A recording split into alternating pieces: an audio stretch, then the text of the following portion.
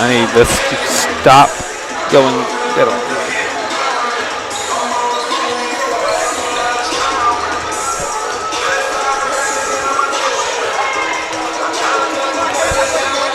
Do what? Oh, she can. Kiana. What? Kiana?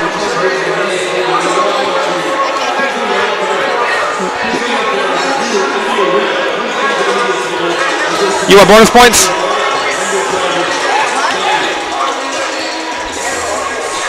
Ask if they want bonus points. Ask if they want bonus points. You can't hear me. What happened?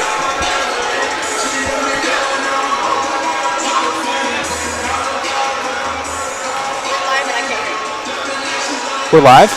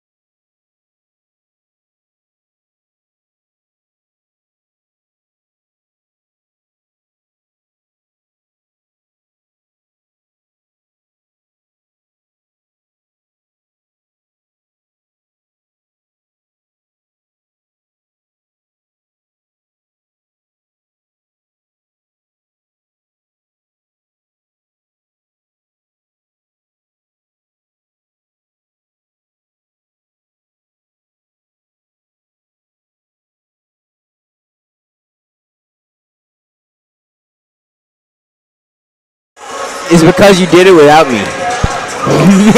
Welcome back, Mustangs, to Stanhope Elmore basketball as we're getting ready for the women's basketball team to take on the Prattville Lions in a highly anticipated rivalry. Look at the starting lineup for the Mustangs. Starting at the 1, you have Kerja Crosby. Starting at the 2, Samaya Gilmore. At the 3, you have Anaya Burton. Starting tonight at the 4 for her first start of the season, Aaliyah Long. And at the 5, you have 8th grader Karaji Crosby. As always, I am Dylan Lark, joined by Kiani. And we are just under 30 seconds until game time. And again, this is a rivalry in every sense of the word as the away team inside of the bleachers are starting to slowly fill up.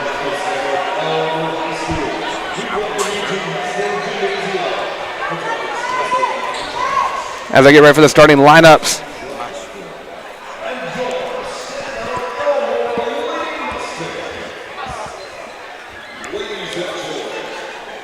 As you see, as we get ready for the national anthem.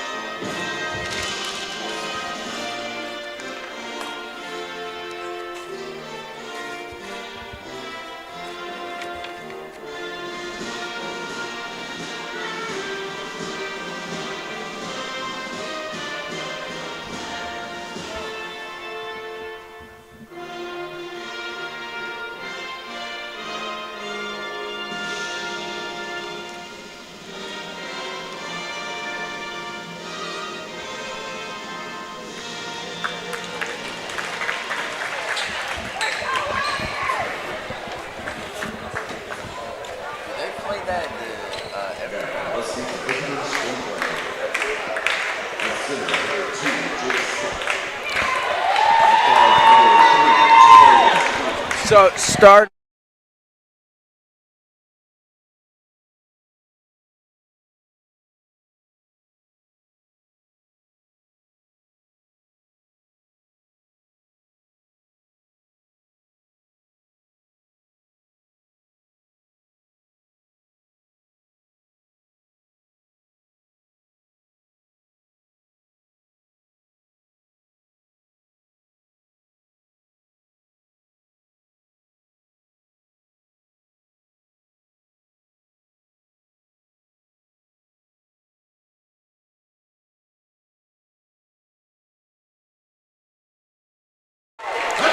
All right, so Dash, will let you talk now. We had some technical difficulties with the mic work. So, thoughts on the nice big rivalry game?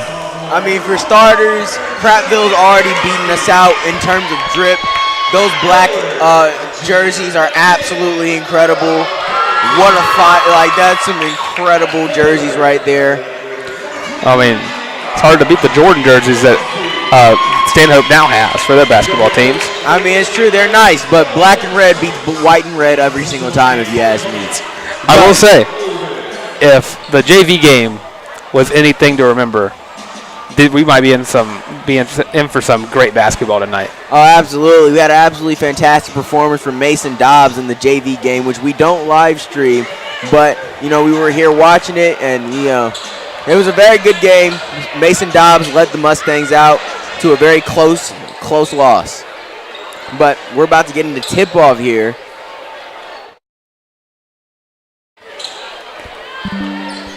All right, and at the tip-off, of course, we have Karaji Crosby. And then at we're number 2 at tip-off for Prattville is Jada Scott. Tip-off, Karaji Crosby wins it, gets it to Aaliyah Long, starting off her first game of the season. And immediately gets fouled. Well, I mean, what a way to start. Oh, no, was that a block? The ref waiting for somebody to come to inbound the ball. That wasn't indeed a foul. I mean, I guess they called it as a block. I mean, I thought it was a block personally, but, you know, I'm not going against the refs just yet in this game. The inbound to Karaji Crosby, and it goes off the legs of Anaya Burton. Now, I will say I got the chance to speak to Prattville's women's coaching team, Coach Dubois, otherwise known as Coach D at Prattville. She was a very nice lady. I very much enjoyed that conversation, and I'm going to try to keep it, you know, as respectful as possible out of respect for the coaching team. We try to be as unbiased as possible, but in a rivalry game situation. Exactly. Might end up being very biased, and here we go. Aaliyah Long driving in for the second time. Does not seem that the slashing method is working for her so far this game. Let's see if that changes. Get 2 quick shots from Aaliyah Long there. And a little miscommunication there on the pass there from Karaji Crosby to Nia Burton. As a double team comes, and Nia Burton gets the steal. However, she does go out of bounds. They're going to call that a foul on number 10, Kaylee Mullins on Prattville. But, you know, honestly, personally, I thought that was clean. Now, I know I'm supposed to be going for Stanhope, and I am. I thought it was a clean play there, personally. Now, on the inbound, we have Aaliyah. And straight to Samaya, who rims it in and out. Yeah, we're a minute into the game. 0 points scored. Layups missed. All over the place. Oh, air ball from Prattville. And they still can't connect right at the rim. Oh, but stolen by number 3, Jayla West Young. But here we go. Anaya Burton taking it up. Finds Samaya. Drives in. All backboard on that one. And looks like they're calling a foul on the Mustangs. Yes, specifically, it looks like Aaliyah Long is going to take that foul. No, looks like they're going to call it. Or was that number 2 for Prattville? Yeah, Aaliyah Long. They're calling a foul. Aaliyah Long. I'm so sorry. Yeah, it's hard to get the names right whenever you have a team full of names that all rhyme together. Exactly. Like when you have Samaya, you just kind of want to say Aaliyah. It's Samaya. Blocked by Karaji Crosby. I love seeing defense played at this game. I love defensive side of the basketball. That's my favorite part, honestly. Kerja Crosby trying to find an open look. Gets it to her sister, Karaji. Throws up a 3. Air ball. Now, we were hoping we could connect that with a big play. Both teams scoreless 2 minutes into the game so far. Yeah, and Prattville's going down the court. Finds number 32, Jayla West Young. Number 32. Eliza Downey. Leah Love. And stolen by number 11, Day Lewis, who does not connect with the drive-in, but number 2, all backboard, rebounded. Man, Karaji's out here being a monster on the backboard so far. They are crashing the glass. That ball goes off the leg of a Lion as Nia Burton goes into inbound. I can't tell if the teams are very good defensively or very bad offensively. I'm leaning very good defensively so far for our team, and not great offensively for this Prattville team so far. Kerja's pass almost gets intercepted to Samaya, but Samaya throws up a shot, and it's going to be a shooting foul. He might get a chance at point so far. This goes to Samaya Gilmore to the free throw line. Now Samaya Gilmore, last season built up a reputation as being this team's shooter. And that reputation has been a little clumsy this season, but let's hope, even Steph Curry needs time to warm up on his shot. That felt a little bit like a commentator curse there for a second. I mean, she's going to hit the second, watch. And she's going to break the scoreless streak of both teams. I was wrong. So he's a commentator curse part 1 and part 2 there for Mr. Kiani over here, cursing the team twice. We're not cursing the team. I just believe in them, and then they seem to not hold up with belief. Oh, and number 3. It's Jayla West Young. She loses the ball. It's going to stay with him off the hands of Kerja Crosby. Okay, come on. Let's be honest. That was a bad call. So Jayla West Young's driving in on Kerja. Gets it up number 4. Danica Lewis just checked into the ball game. Misses the shot. And that's going to go Stanhope Elmore's way as the ball goes out of bounds. Now, something tells me we're going to have a very low-scoring game tonight. I mean, right now we're on pace for overtime all the way till midnight. Wow, what a pass from Karaji Crosby. No need to inbound that high at this point in the game. That's going to be Prattville's ball under the hoop. Jayla West Young inbounding. Gets number 2, Jada Scott, throws it up, doesn't get it in. Oh, and they're calling a foul. I saw all ball there personally.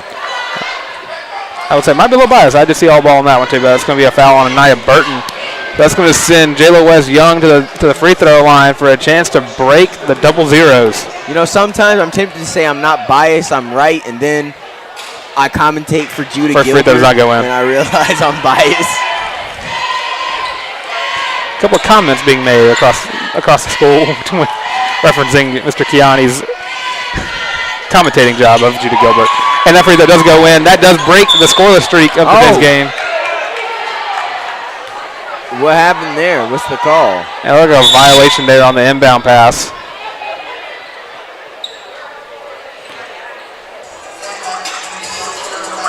So we'll go to a quick timeout. So we'll be right back with more Mustang basketball.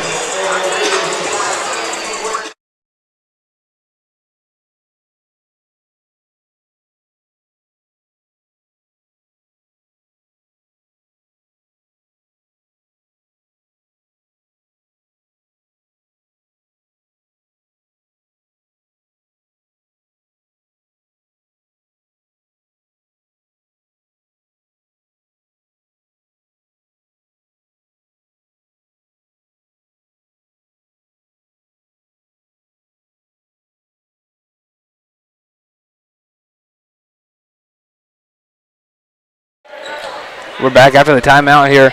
Prattville here with the inbound after the violation call on Malaya. Oh, they're going a classic line inbound. And they love that play going into inbound number 2. Unfortunately, she cannot hit backboard shots. That's Malaya Newton there with the rebound. Gives up to Kerja Crosby, who's taken across the half-court line. Malaya Newton. Oh, fake out. Drives in. And looks like they're going to be sending Nia Burton to the line. Now, we did speak to Coach Stokes. And you notice Malaya was coming off the bench when she normally is a starter. And apparently this is because they needed more scoring off of the bench. So they're trying to see if they can transition Malaya into being more of a scoring spark plug off the bench, perhaps even a 6-man role. As Anaya bricks the first one. You love seeing a senior be able to take that role upon herself. Absolutely, and she's wearing the same number as Kobe Bryant, and she clearly has that Mamba mentality to the game whenever you see her practicing. And we tie the game! Anaya Burton breaks Stanhope's no-scoring streak with her free throw. That ties it up at 1. Jayla West Young finds Day Lewis, who, man, lets that go out of bounds. Carter Crosby over the inbound. Somebody make a break for the ball. Kariah inbounds to her sister Kurja. Karaji inbounds to her sister Kurja. Takes it down. Malaya back to Karaji. Kurja. Sorry, those names. Kurja drives it in. Kurja puts us up by 2. Stanhope gets a lead here, 3-1. This is the largest lead held by either team so far in the game. And Karaji gets the rebound off the missed shot. Gives it back to Kurja. Let's get it down the court. Finds Malaya again. He's going to look for a lead along. Good read there. To Karaji. Time to drive in. Throws up a shot. Air ball. Malaya Newton there. No, it was a pass. It was clearly a pass to Malaya. She saw that she couldn't go under, so she went over. No air balls in the Mustangs so far. You got to love it as a player whenever those air balls turn into assists.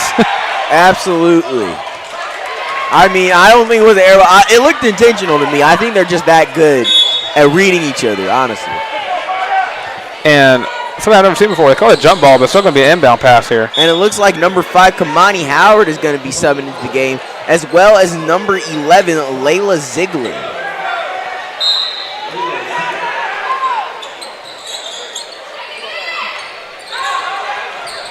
And even though you take Karaji out, you still have that height in the paint with Layla Ziegler. And here comes, West Young. Oh. Hard foul there by Anaya Burton. Honestly, I saw what she was going for, trying to rip that steal. Exactly what I would have done, but probably you want to try and get a little more finesse there.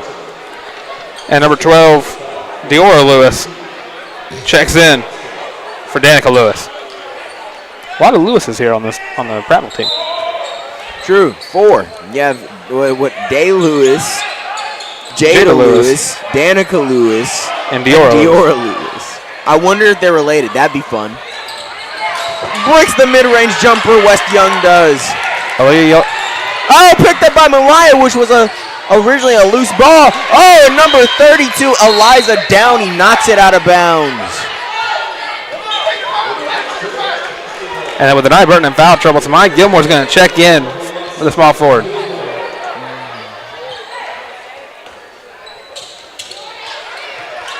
Malaya inbound. Tries, but stolen. And they do it. Who was that? Number 2, Jada Scott scores the first official layup a first official field goal for Prattville in this game. That'd be correct. Kamani Howard taking the ball up. Mike Gilmore takes a mid-range shot. Does not go in. Kamani Howard hustle play, trying to get the ball back. That's going to be a jump ball, and that's going to stay with the Mustangs. Honestly, I feel like I'm watching a grit and grind Grizzlies era game right now. The pace is slow. It's heavy defense. They're trying to slow it down. It's just both teams being very physical. I feel like it's just reminding me a lot of that early 2010s era. That ball gets punched out there by Prattville. He's going to stay with the Mustangs. Ryan Newton looking around. Finds somebody, Gilmore. Ball somehow stayed.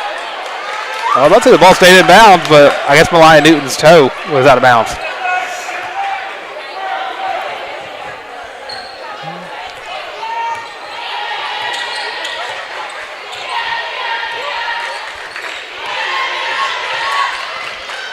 And band up. West Young under the goal. And no. But Scott rebounds and no. It looks like a foul. We're going to call that foul on Layla Ziegler. Brought the hammer down while the Prattville Lion was looking for a pass. Joe West Lung the inbound. Finds Eliza Downey. He gets it off number 12, Diora Lewis. Finds to the West. Young misses the three. Rebounded by Malaya. That's going to be a foul on Eliza Downey. I mean, we like to call us Mustangs, but I don't think that was much of a foul. I think that was out of bounds. Yeah, that's right. You're going to be calling both the JV girls teams to come in because you're going to have a bunch of girls foul out. And that ball goes off the hands of Kamani Howard.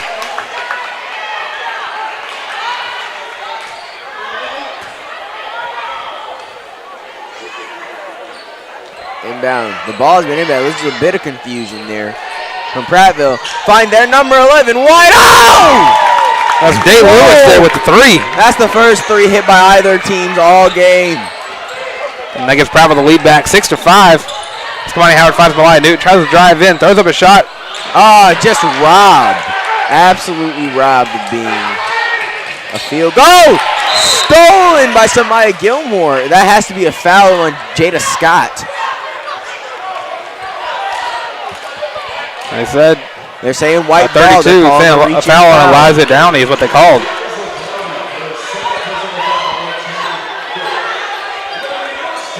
I wasn't able to quite see where the foul happened. Eliza going to check in because she's in foul trouble. In now, Jana Mithiga.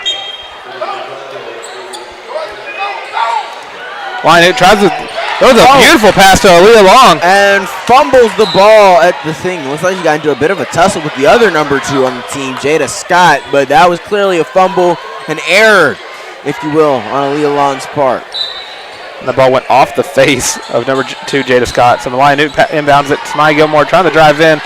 Throws up a layup. Does not fall through. Hail Mary throw. Trying to get the fast break. Loose ball. Bad foul call right there. Honestly, that was a flop. She tried to get the stop. First of all, the other player, I don't even know who it was. Who is that? What number is that? 12? She bumped straight into the back and then fell down. What was that? That's clearly a flop. Bright as day. Brick, well deserved. The ball does not lie. It knows it wasn't a foul. It was a nice pass to the quarterback, the center snap. I've rarely seen in basketball, but that's what it looked like the pass was. So that extends Prattville's lead to 2, 7-5 here. Prodigy checking back into the game. And so that's going to be a jump ball. Probably staying with the Lions on that one.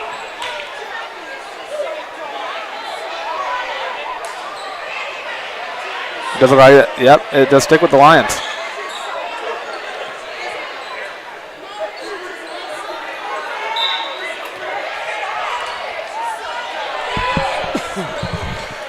Point guard West Young. Guarded by Kamani Howard. And what a shot. I don't even know who shot that. That was number 11, Day Lewis. Love the name. I don't know if I'm loving the play. Crosby only has one hand on the ball. Knocked out of bounds by West Young.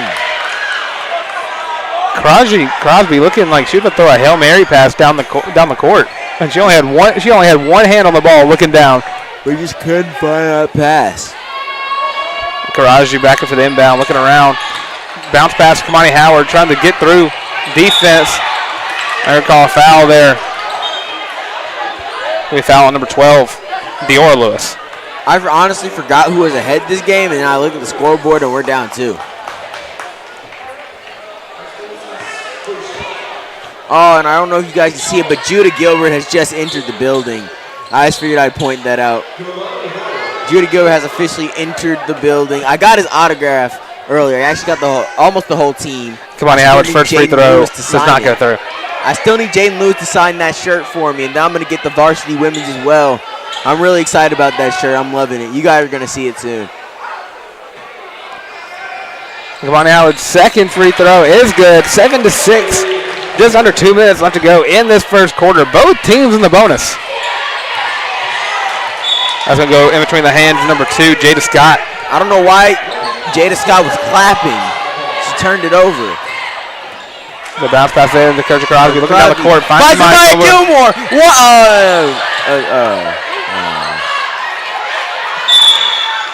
Jump ball. And possession arrow is going to go Mustangs' way. So Mariah Scott here to inbound the ball. Mustangs with a chance to get the lead back. Mariah finds Kerja. Knocks it right into the. They're calling a travel. They're calling a travel. And I mean, I see what they're doing. Coach Dubois of the Prattville Lions clearly unhappy about that call. And I see it. I don't think that was a travel. She hadn't yet to dribble the ball at all. She got up dribbling. I see no problem. We got inbound, fumbled. Oh. I think they're calling a reach and foul there. They're going to call a foul there on Malaya Newton. So that's going to send the Prattville Lions to the free throw line.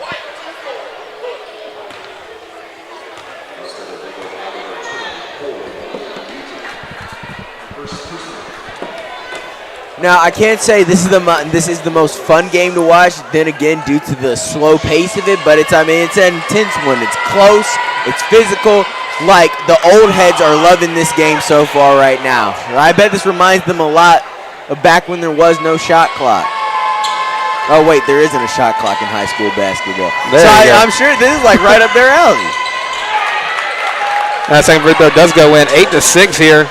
Mustangs down by 2. Ryan Newton dribbling through a trio of Prattville Lions. Oh, stolen. That's going to be another jump ball. That one's going to go towards Prattville. Almost stolen. Tried to bulldoze her way through. Just did not work out that way.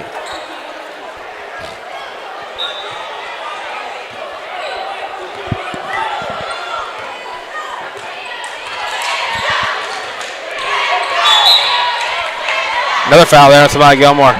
You know, honestly, I think I'm starting to see what the old heads mean when they say basketball today is soft. Like, what was that? Well, I'm telling you, man, we've not watched two teams just all foul out. Honestly, that might be where we're at. I've seen the amount of fouls called within just this first quarter is absurd. Most of these points feel like they've come from the free throw line. You've had a couple layups and one three-pointer, but I'll tell you that, every single point's from the free throw line. Now, I do want to point, this is the same Prattville team that won a game this season. What was it, 90-7? Against Chilton County, I believe, pretty close this to season. it. Right, they scored 90 on the head of another team, and I mean, you're coming in scary, but I mean, they're not showing that same ferocity. This doesn't feel like a team that can score 90, but they did, and I mean that's the dangerous part about them is that they could really go off like that anytime. Well, it's really hard to play good offense whenever you have two good defenses that are playing against each other. Like it's the grit and grind era all over again. So we're just under the minute mark remaining in this first quarter. I think the Mustangs might try to hold on to it and burn some time. And no, Kamani Howard goes in to draws the foul. I mean, I thought that could have gone in, but I think she was focused more on getting to the line.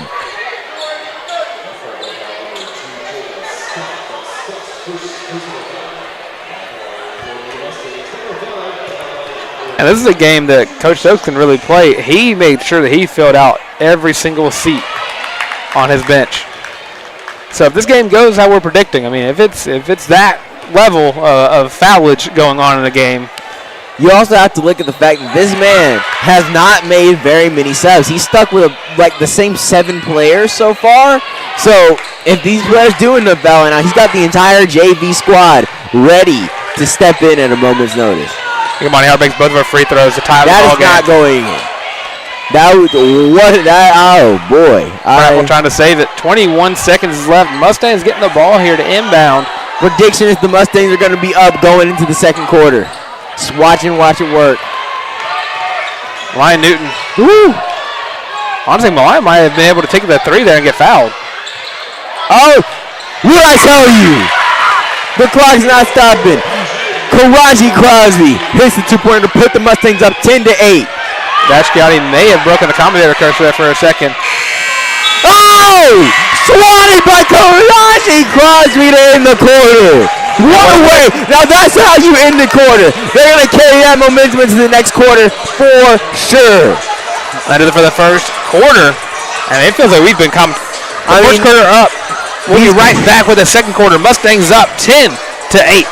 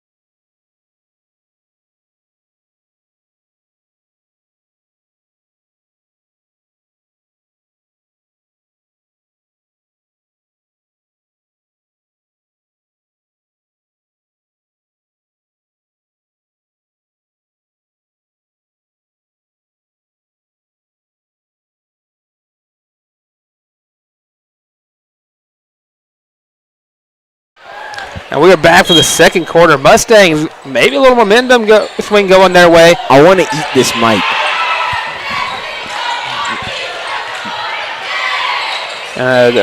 Is this live moment there for Mr. Kiani? That's going to be a foul call. I mean, I knew we were live. I wanted the audience to know how I was feeling. It'll be a foul there on Malaya Newton. So Jalen West Young passes it in. He gets the ball right back there from Day Lewis. West Young to number 5 on the Jariah Misiaga. Janaya Misiaga, number 5. Misiaga is a cold last name. Anaya Long. Oh, they're double teaming. To Kershaw Crosby. Calls Malaya over. Sends the ball. Pull up 3. Oh. You know, I hate when I have the time to make really good calls and they miss the shot. It's like everything's gone so well. And then the shot misses. And it's, It's been a good while here mispronouncing and Prattville Lions' name. Misiaga. Jana Misiga. Jana? Yeah, Jana Misiaga. Shout out Jana Misiaga and her lovely family tonight. The Misiaga. The Misiga? Shout out Jana Misiga and her family tonight. Hopefully they're watching the... That ball goes off Kamani Howard's. Hopefully they're watching the live stream. There's a lesson for anybody out there who wants to be a commentator. Make sure to always get the phonetic spelling of an athlete's name. That way you don't have a moment like Dash just had on a live broadcast. Misiga. West Young about to sub in, or not sub in, inbound the ball. And Prattville checks it in. Offense running through Jayla West Young tonight. Does the inbound. Oh! Yes!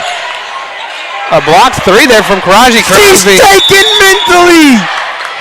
Karaji Crosby, man! Oh my God! Jump ball called. That's going Mustang way. What a block from the 3-point line there. And they clearly shook. Whoever just got swatted was shaken as she went on to airball a layup. Monty Howard looking to drive in. Euro step. Doesn't go through.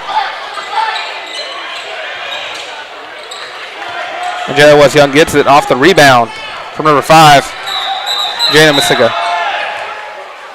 Oh. Whoa. Looks like Kamani Howard took a hard fall there.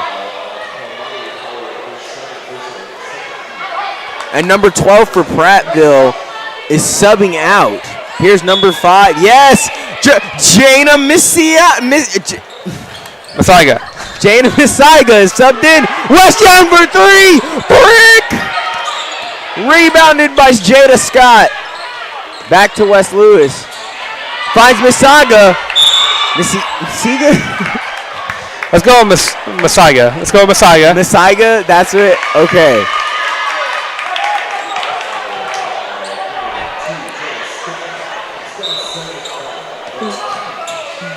To Crosby. That's going to be out on Prattville. Turnover on Jada Scott. A bounce pass straight to the knee of Jada Scott.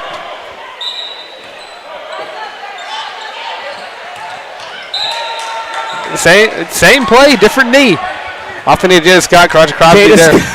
Jada Scott inadvertently racking up 2 extra turnovers that aren't even her fault. Finally getting into Crosby. Oh my goodness! What an overthrow. Overthrowing it to the tallest player on the team. Is the tallest player? Karaji? Is she not? I thought we had one person tall. Do we not? Anyway, West Young with the ball. Got to heavily contest it. Oh, Mustangs almost fighting over the ball there. Oh yeah, give it to the big one. The big man? Big woman? That feels wrong. Big man? Both feel wrong. What do I say there?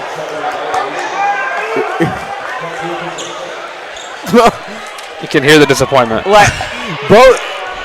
I don't want to offend, but like, big man or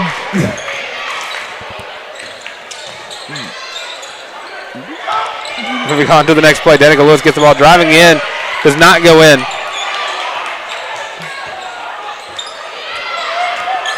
And a lot of passing going around. Oh, yeah. Oh, you should have taken that shot. Thought about taking a three. Didn't. See, that's what happens. We have a player that can swat shots the efficiently of Karaji Crosby. You got players scared to shoot, and the fact that they're going to get swatted. You don't want to end up on her highlight reel. She's going D1. And Karaji throws it back to Malaya alone. And steal by Kerja. Throws it to Malaya.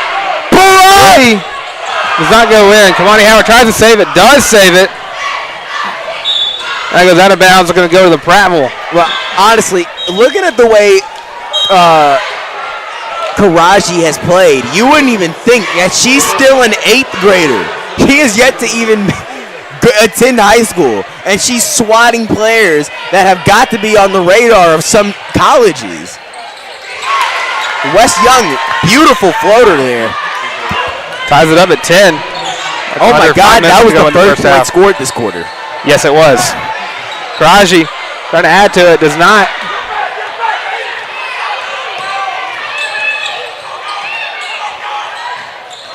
Oh, West Young. Oh! Off the fingertips there of Jada. Stolen by Samaya Gilmore. Driving in. Fast break. Yes! Lead taken back by the Mustangs, 12 to 10. Showing us why she's one of the leaders on this team. Whoa! Karaji stolen by Malaya. Oh yeah! Give me another one, Tamaya. Yeah! I want more! Samaya Gilmore back-to-back fast break layup.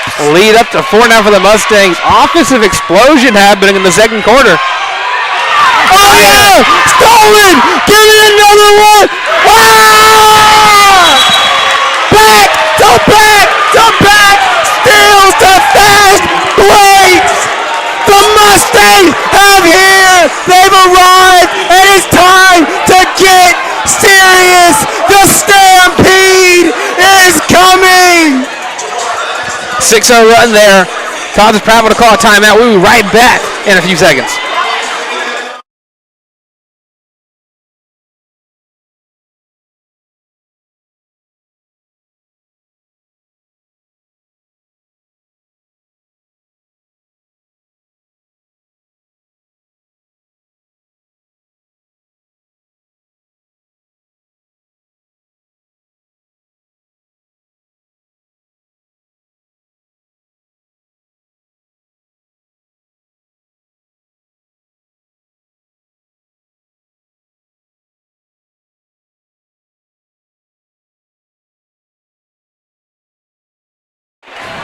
We're back after the timeout. 6-0 run here going Mustangs' way. Offensive explosion happening in the second quarter. Oh! And Prattville! Mustafa's trying to fight the Stampede! Kaylee Mullins and that inbound pass turns to a turnover for the Mustangs. So Prattville's got the ball on their side of the court. In the Lion King, Mufasa usually dies to a Stampede, but the Lion is fighting back this time. So let's see, we might have ourselves a real contest here. Not like we didn't before. Passing to Jayla West Young. Ball goes up and good. Excellent contest from Karaji, just was not enough. Kerja driving in. Oh! Way to take a charge from Eliza Downey on Prattville. She just Wakanda forever and just hit the board. She kind of got up ahead of Shrug, too. Yeah, that's putting a lot of momentum in the way of Prattville. Either call it, whoa, reaching foul, it looks like. And call it there on Samaya Gilmore.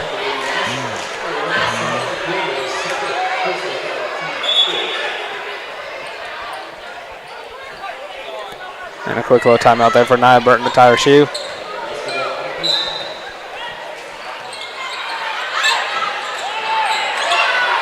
Liza Downey, open down the court. I want to see what she can do offensively. Let her cook.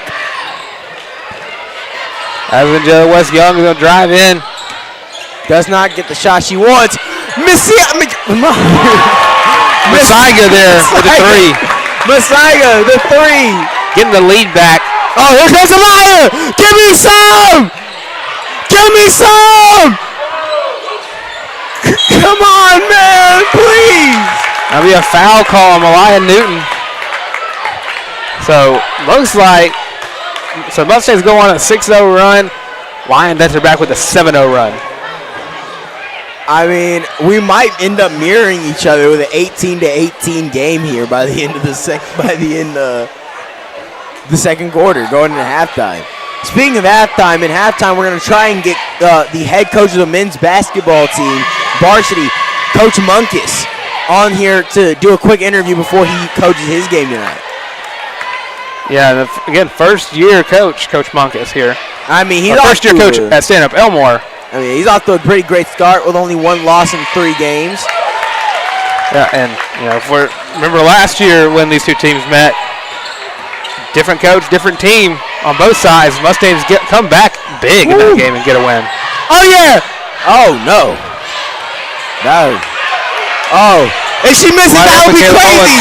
But she made it. I tried to commentate her curse there, but I guess I did. In a way, it doesn't work when you're rooting for the other team. That's what you got to learn, is if you're rooting for one team, you can't curse the other one. And just like that, you got 4-point lead from Prattville. Nothing that can't be overcome by the Lady Mustangs, but... Estes comes a quick timeout there to try to get momentum back in his favor. Guy watching. I've got a pop.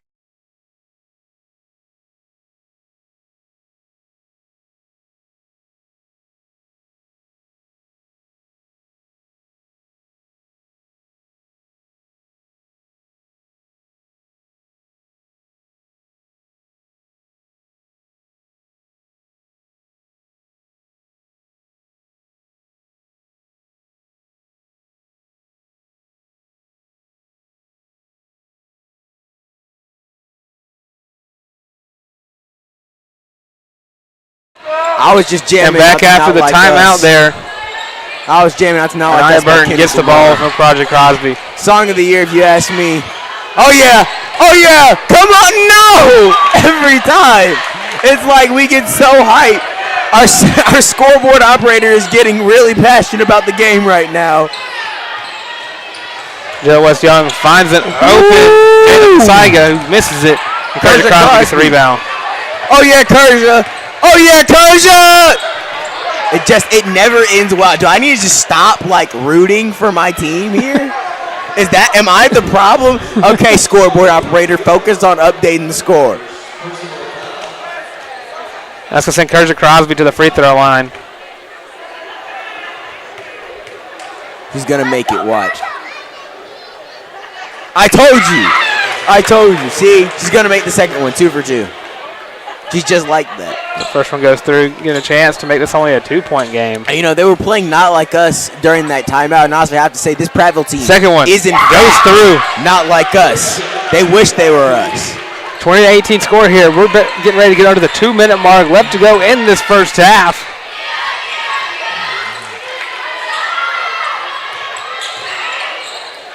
Ooh, Eliza Downey. Interesting pass to... A short bounce pass. Number 5 to Jay. Yes!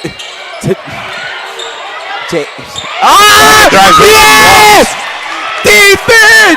Kerja Crosby bounce pass to nobody. You know what? At this point, Kerja, that's my new favorite player right there. I found the Judah Gilbert of the women's basketball team. I don't think I've seen anyone like Kerja. Block after block after block, rebound after rebound after rebound. Shot after shot after shot, she does not fail. And Downey passes it around, finds his way back to Jayla West Young. Finds an open Kaylee Mullins, who throws it up. And let's look at N1 there. They're actually going to call that a travel. Shot does not go in. Yeah! Jayla West Young bolts down the court, trying to get a defense. Anaya Young going to slow down the pace. Anaya Burton. Straight drill. Oh, working him. Oh, Malaya. Pump fakes. Now she's putting the works on him. Bro, Eliza Downey is locked in right now. Woo! Trap. Malaya. Malaya gets it to Kerja. Kerja. Back to Malaya, but stolen by Masaiga. And they're going to call a foul on Malaya. Tried to get it back, inadvertently. I looked like she almost choked her out there for a sec. Pull the old-fashioned Draymond Green. And Coach Dove's getting ready to check in Layla Ziegler, the freshman. Possibly going in for either Karaj to give her a break or Malaya, who might be in foul trouble at this point. He hits the first. And she checks in for Malaya. Saiga.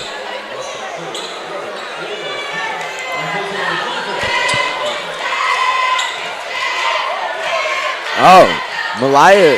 Oh, I thought she was going to the locker room. She's just going to get some water. Good Lord, Eliza Downey is like a savage down there. Jesus, she is a monster. That's a physical play. That's an enforcer. She's like Bill Lambier out there. Jayla West Young looking for someone to get open. Finds Jada Scott. Eliza is right there. Back to Kaylee Mullins. Take the three. Goes in. So this is now a 6-point game with 40 seconds left to go. Oh, no! Gilmore turns it over. A 3v2 situation. Stall it back! Get it back! Almost a steal there by Nye Burton, but now 8-point game. Now this is the team that scored 90 on Chilton County. Oh yeah! Oh yeah! Throws it up, does not get it in. Under 20 seconds, Prattville is driving. And Nye Gilmore, they're going to call a foul. Anaya trying to claim that it is a jump ball. That's going to be Jada Scott to take the free throws. Now is when the going to the free throw line becomes very dangerous to your team. Got a chance to make it a 10-point lead. And she fails. And Prattville checking in some players, trying to get some fresh legs in for the... Eliza Downey going out there might be my favorite player on Prattville's team. Good, like she looks like she might beat up the other team, honestly. Like, she's like, wow, what a physical player. Checking in for Prattville is Day Lewis. And number 23. 9-point lead Nesty for Prattville. Kamani Howard pushing the pace. Trying to get a score for, yeah! Yeah, we're not dead yet. Going into halftime, it looks like we're going to try and throw up a prayer. Well, I don't know why Kersey didn't try and get that and just throw something up, but that brings us to halftime, folks. We're going to try and get an interview with Coach Monk is coming up here. But until then, if we can't, then we will see you at the beginning of the third quarter. Oh, my God.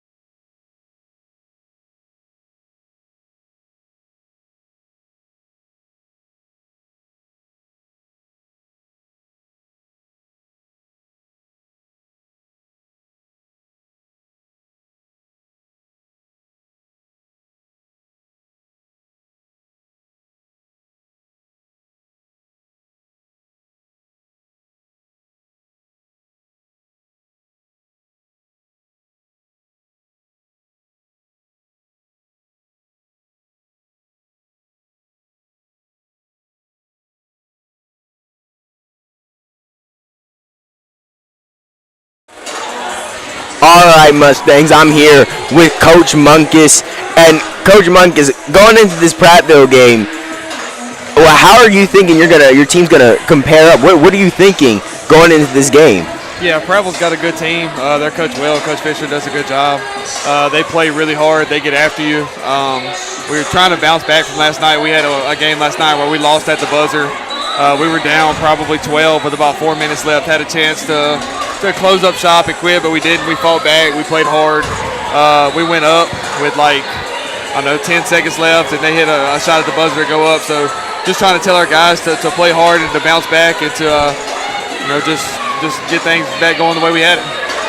Now, I've seen Prattville's team, and that's a very large team. There's a lot of length on that team, a lot of size. How do you plan to combat that? Yeah, that's something that we've struggled with. We've got to just do a better job of finding people to box out, putting bodies on bodies. Really going to talk to our bigs about, hey, what their role is, and hey, man, you're out there. Let's get some rebounds. That's how you help the team. And just going that direction with it, telling Tank and Judah and Caleb that, hey, man, it's everybody's job to rebound, and we need everybody's help. And once we get the ball, we can go run and shoot as many threes as you want. But we can't shoot threes if we don't have the ball. So we got to make sure that's most important.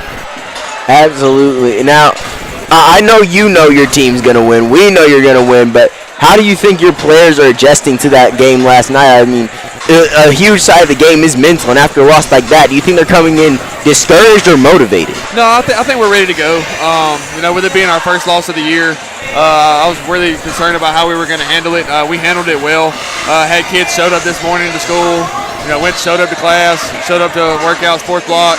Had a good shoot around. I think we're ready to bounce back, but with us being such a young team, that's something that I do worry about, is how we're going to bounce back. But I think their mentals are in a good spot, and I think they're ready to go be good teammates and play hard. All right, that's great to hear. Now, thank you for this interview. We're going to let you get back to doing everything you have to do before the game. Yes, sir, thank you for making time for us this evening. Yeah, we appreciate y'all. Y'all do a really good job, man. Appreciate y'all. Thank you. Yes, sir.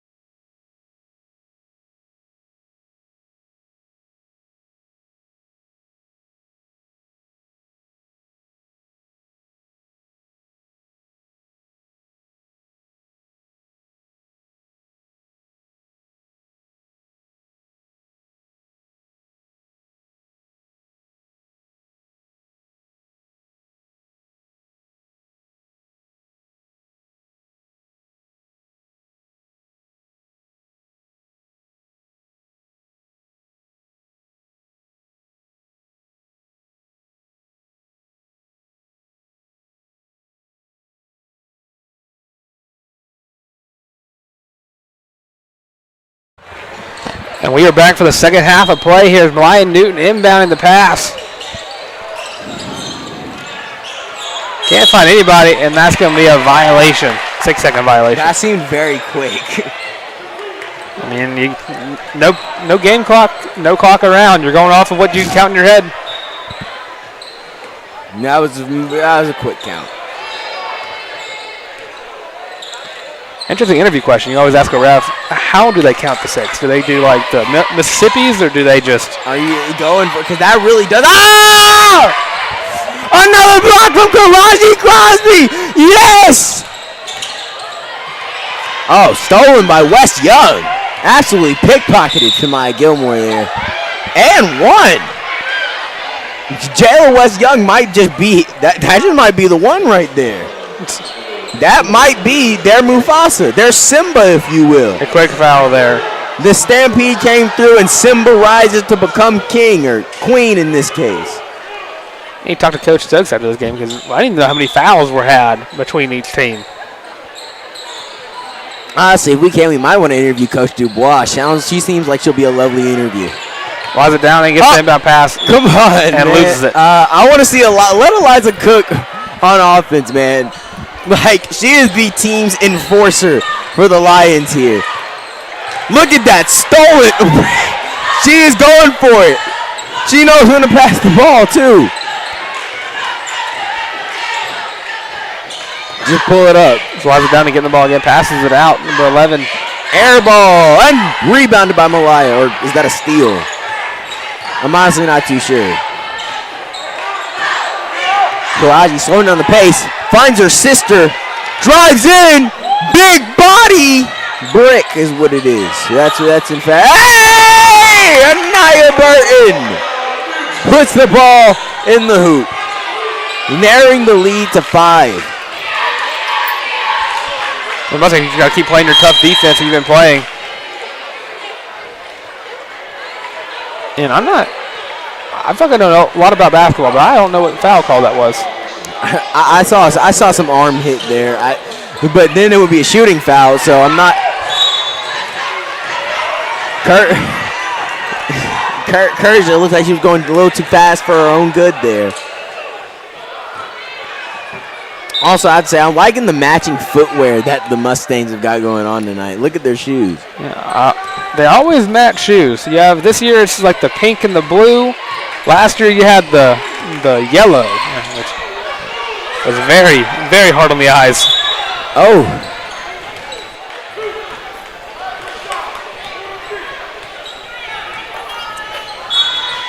Look like we're about to get a return of the first quarter. Whistles off the place. Defense playing tough. Wide open for Wes Young. And she splashes that in, which means the Prattville Lions officially scored 30 on our heads. Kerja Crosby able to maintain possession of the ball this time around. Gets to Smythe Gilmore. Back to Kerja. Wait for somebody to start moving. Wes Young absolutely going crazy on that perimeter defense. But the pick by Samaya Gilmore gets an opening to Karaji. Back to Kerja. Drives in. Miss.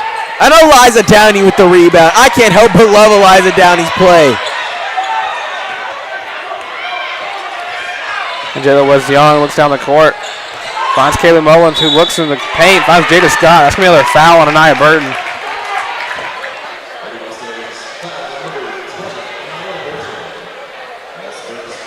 That's a frustrated Burton because it might be time to sub her out. She is in foul trouble.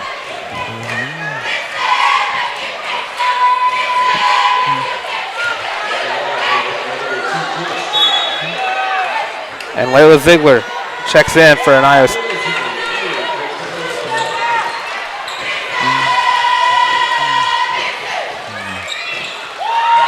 And that free throws go in. 32-22. Actually, 31-22. Man, some killer defense. And that foul call, I mean, that would have been. That was not a good foul call. Did you see how the balls kind of bounced off of of both players' knees there? Yeah, if anything, that was a foul call. Now, I have to say, Wes Young right there, she knocked it clean. Maya Scott looking for someone to pass the ball to. Finds Layla Ziegler. Stolen by West Young. Gets it in transition to Kaylee Mullins, who lays it in for another bucket. A steal off the inbound. Jada Scott not able to get it. It looked like a block from Karaji. These names, man, they're killing me. Hey, talk about having 4 Lewises on Prattville. There's 3 Crosbys on Stanhope. And only 2 of them are related. I think, right? You have Kershaw, the point guard, and Karaji, the center. And then, of course, we have Carmen. Just because of the k sound does not mean they're related. Although I would like to see some type of Drew Holiday, Aaron Holiday, Justin Holiday action going on. Karaji checks into Kamani Howard. Finds Samaya. Oh, Samaya! All right. Would have been a 2. It had gone in. Foot was on the line. Yes! Turns around, gets it in. The spark plug. Air ball. Oh, save. Good athleticism from number 10. But the defense from Karaji is too good. Once again, too good from Karaji. Stops Eliza Downey from putting it back up. Here comes Kamani Howard dribbling around that offense. The fast break. Beautifully floats it in. Bringing the lead down to 7 here for Prattville. Do they give us the points? Yes, it does. Miscommunication there. Malaya. Kamani taking up the court. Bounce pass Layla Ziegler. That's going to be a shooting foul.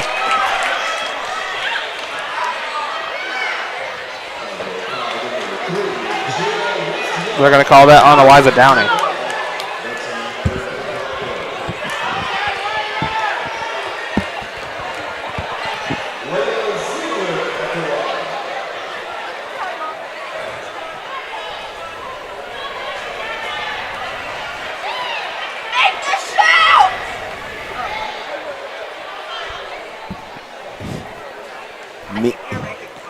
We have a lot of fans up here in the production crew.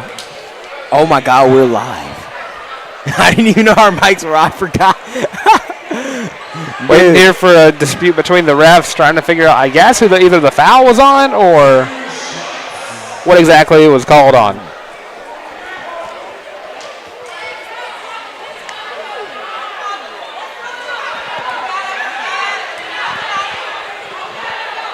So Leo Ziegler with the first free throw. Goes in. She had enough time there to get ready for it. It was about 2 minutes waiting for a free throw.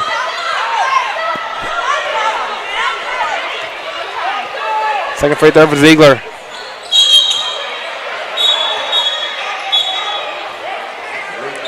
A violation on the shot. I'm not going to let subs. Aaliyah Long checks in. And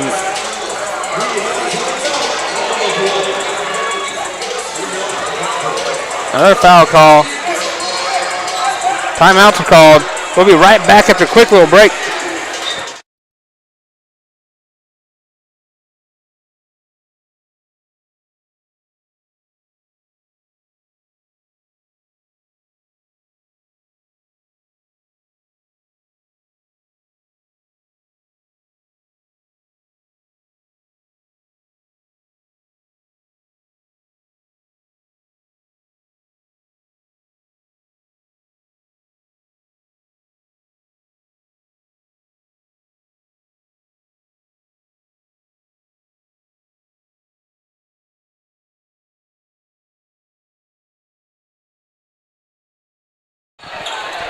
Back at the quick little timeout. Prattville checking the ball in.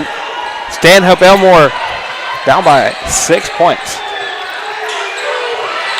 Real long play, some tough defense here. Getting a steal. Looks like Gilmore on the fast break, driving it in too much. Real long gets the rebound, not able to get it in. That's going to be a foul on Kamani Howard.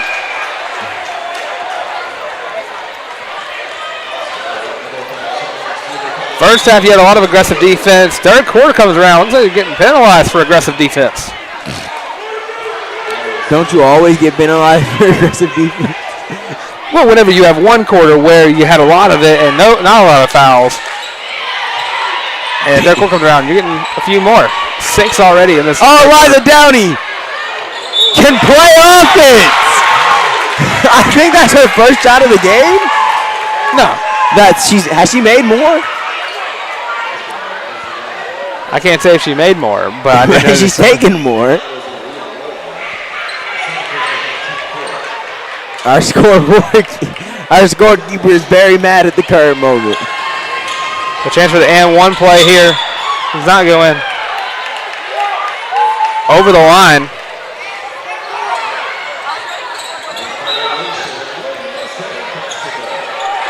So just an 8-point lead here. Ryan Newton trying to spin out Eliza Downey, driving in, lays it in, does not go in on the floater.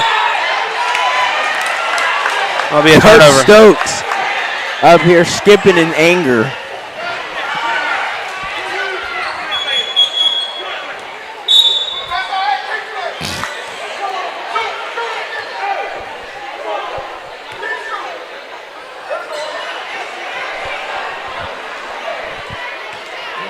Has the score updated? What? Okay, so that foul turns it to a bonus. They're in the bonus, and then, yeah. Visible confusion going over here on the commentator booth. Free throw goes in.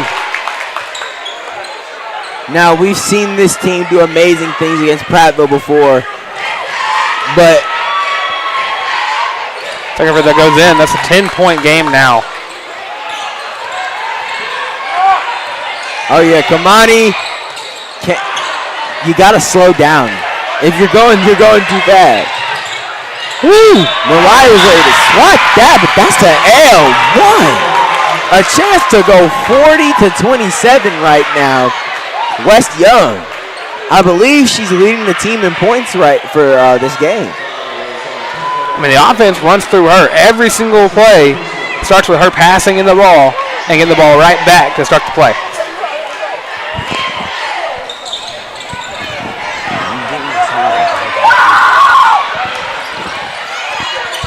Ryan Gilmore not able to get the rebound in, trying to poke the ball free.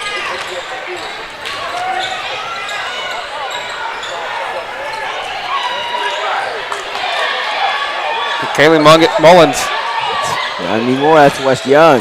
Oh, Eliza Downey. Misses it off her head. Kamani, this is the time to push the pace. Please score. As she does. They really needed that. It's now a 10-point deficit for the Mustangs. And you have a strength and a weakness there with Kamani Howard. She's both faster than everybody on the good side, and they will get through the defense. Downey sometimes a little too much speed. Refuses to get that rebound up, and that causes Scott to be able to get that basket. And Karaji coming up with a little frustration, feeling like she got fouled on the ground. That'll be a travel call. Another turnover there for the Mustangs.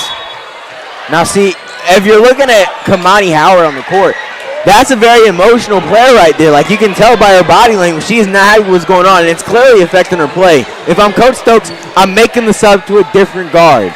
Who knows? Maybe I'm always somebody who's going to be in favor of throwing a JV player in there and just seeing what they can do when things have gone stagnant like this.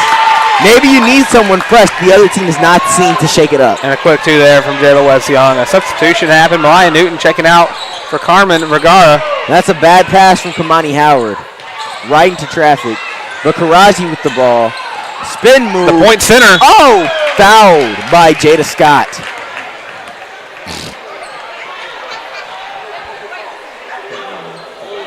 How often do you get to see the handles from the center? I mean, she can do basically everything. She's like the Nikola Jokic for this team. I've seen her do literally everything. She might be a better defender than Nikola Jokic already in the 8th grade. Certainly more athletic. And Samaya Gilmore checks out for Kerja Crosby. Coach Stokes cannot be happy with the way things have gone. Second free throw attempt goes in. 13-point game here, 43-30. Just under 2 minutes remaining in this third quarter. And Jayla West Young driving in and draws the foul. I would like to apologize if anybody can hear our scorekeeper screaming at the excitement of this game. I mean, I get it. I scream on this mic all the time. I do it on purpose for all you lovely folks at home. All right, keep the score. Keep the score. Joe West Young's in and out. Like the fast food chain.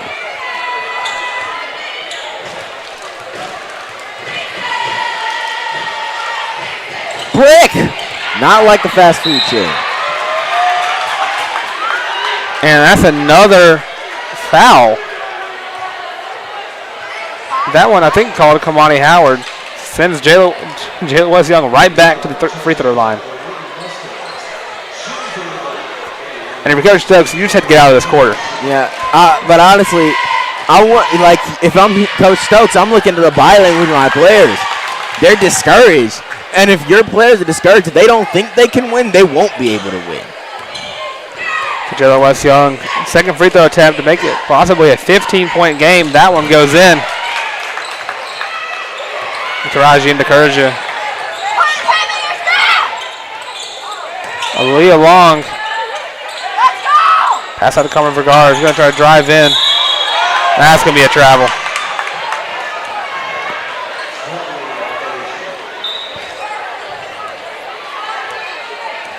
Jalen West Young checks it in to Kaylee Mullins.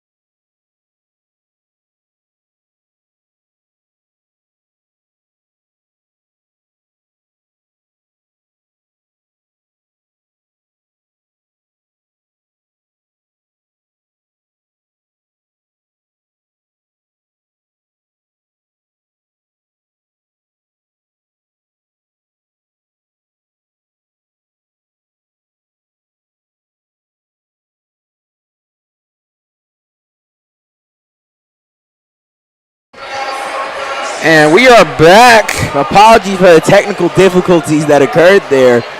But I can say, since we're on timeout, the dance team has entered the house and looks like we might be in for a performance, I think, for this men's varsity team. Yeah, we're working theory right now. Lost power there for a second as someone may have kicked or loosened the extension cord that we used for the entire production up here. I think did somebody kick? Hopefully they didn't. But whoever did plugged it back in. So Yeah, little heart-stopping moment there. It's a former player. Jalen Young Has been spotted in the audience. We don't have the camera for that yet. We would. Pow, pow, pow, pow, pow.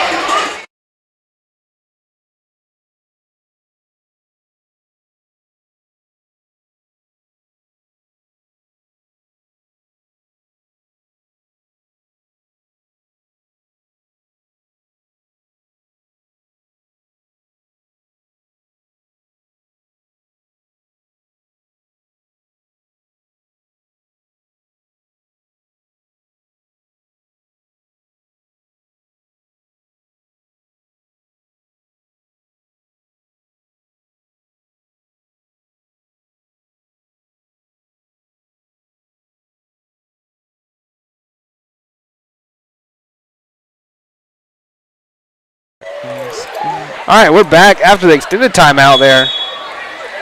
Raji Crosby here to inbound to our sister Kerja. Aaliyah Long gets the ball from Kerja.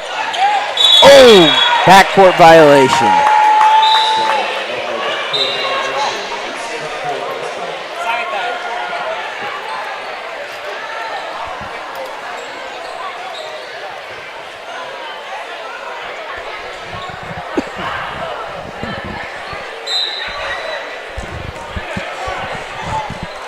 And the men's basketball team is going over to suit up, getting ready for this game as we're under a minute at 40. With clock stops at 49 seconds here left in this third quarter. Mustangs down by 15. As Karachi Crosby gets into Kerja Crosby. Trying to get past the half-court line. Finally does it. Hands off to Aaliyah Long. Switches hands off to Kerja Crosby. Looks like they're trying to run out the clock in this third quarter. Oh, and tipped by, whoa. Turnover. Looks like Karaji might have pulled Eliza Downey there, but they missed the foul call. And laid in. Taylor West Young gets it in over Karaji. She's been going absolutely insane this game. She struggled at first, but she found her footing. Karaji's had the pick for Aaliyah Long. A self-pick there on Kerja Crosby. Bounce pass, gets stolen by Eliza Downey. Eliza Downey just slowing that pace down. Tipped by Karaji, and that's going to bring the third curve. That was a very sloppy last minute of the game for both teams. The ball just getting turned over back and forth. That does it here for the third quarter. We'll be right back with the last quarter. Mustangs down by 17.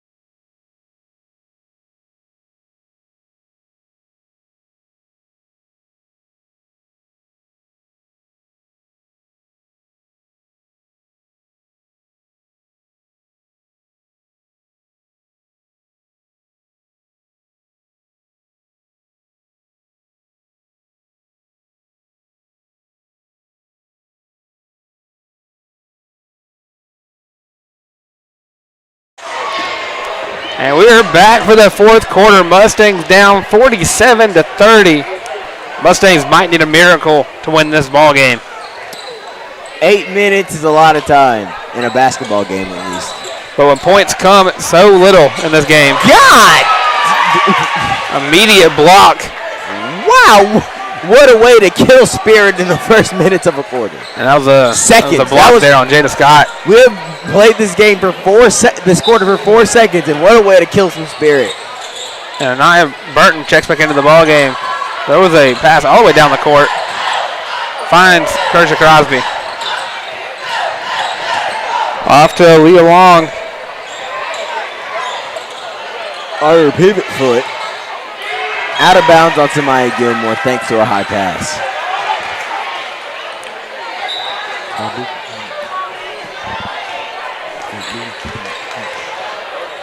So getting under 7.5 minutes here. And neither team able to make a shot yet. It started off, but Jayla West Young almost gets a three. Aaliyah Long, bad pass. That might be, what is that? That might be, she might get double-digit steals today, that West Young character. Bounce pass, finds Aaliyah Long. Pulls up. Three. Horrible air ball. Saved by Misaga on Prattville. West Young taking it up. Misiaga. It's Misiaga. And it looks like they're going to call a foul on Stanhope Elmore. And it looks like they're going to take Aaliyah out of the game for Malaya Newton. Finds Masiga from the three, not able to go in. That's the defense, Kershaw Crosby. Ball able to get back with Kaylee Mullins, who passes it in.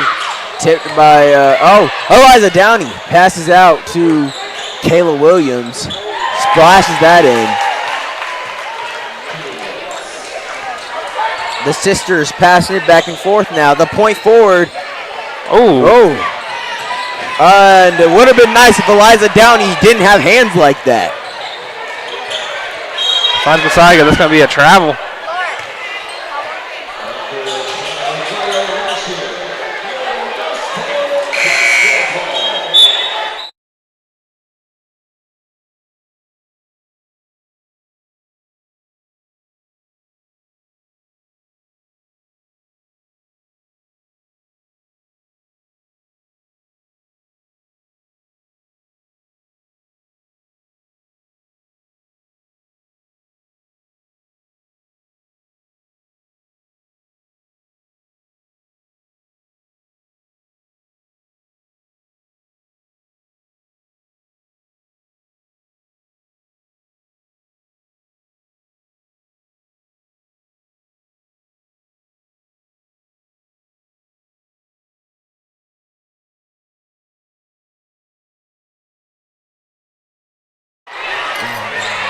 I'd have a little conversation with the production crew.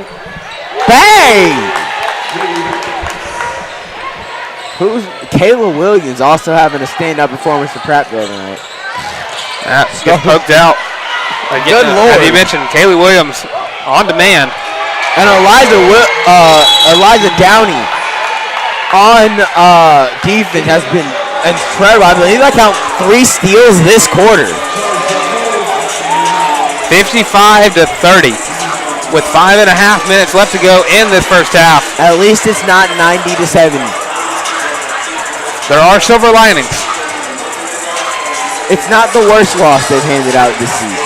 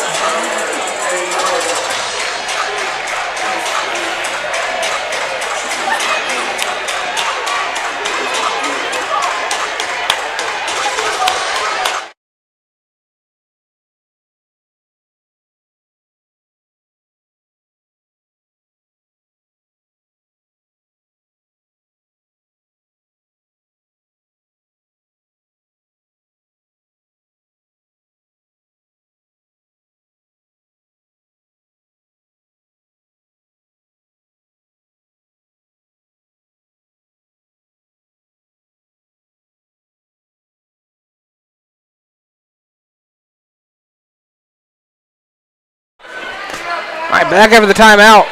Immediate steal off the inbound. That's Jada Scott there with the steal on the bucket. That was number 5. I thought. Oh, man, was that not Missyaga? That was Jada Scott, number 2. You're positive. It was the bun, wasn't it, yet?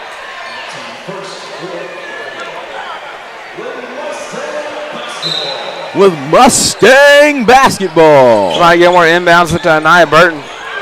It's incredible to think of that. It's such a low-scoring game. It's turned into a complete blowout, but I guess that's just shows you can't judge a game by the start. All right, it looks like they're just intentionally fouling now. Coach Stokes has got to wrangle these girls in. That was a hard foul there by Kerja Crosby.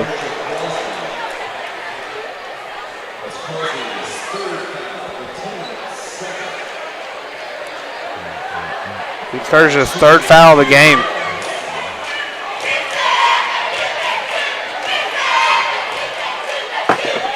That first one banks in.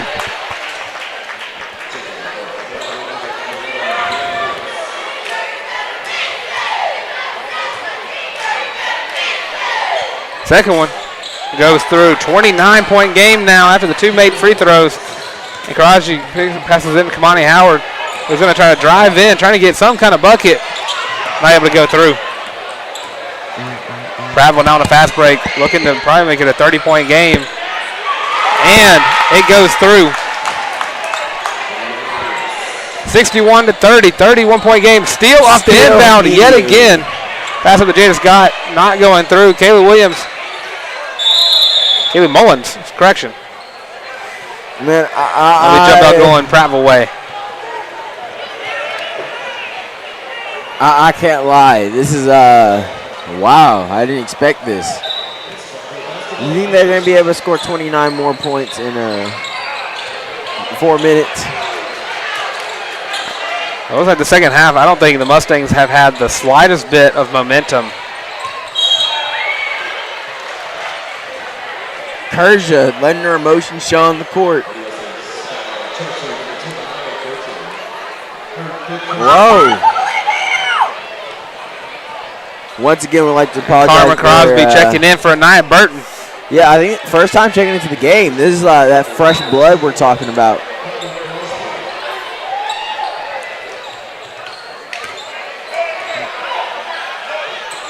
Taken in by Jayla West Young. Passes it to Kaylee Mullins. Back to Jayla West Young into Eliza Downey. Trying to push down Carmen Crosby. Not able to get in. Samaya Young with the rebound. On the fast break. No good. Oh, a foul. It'd be a shooting foul. Mustangs, I believe, with their first chance to score points in this 4th quarter. And I mean, honestly, you have to give it up. This truly does show just how good Coach Dubois of the Prattville Lions is. I mean, spectacular show. To go from the low-scoring stalemate of a game we had at the beginning to being able to coach a blowout in just like about half of a game. That's very impressive coaching. She clearly knows how to think on the fly. Spectacular coaching outing from I've seen from Coach Dubois. I would love to get her for a post-game interview if possible. The second bucket did not go in on the free throw attempt, but Prattville able to go across the court and able to get another one. 63-30. About to get under the 3-minute mark as the clock gets stopped. Looks like I'm going to call a foul there on Kaylee Mullins. It'll be Kerja there to get the inbound.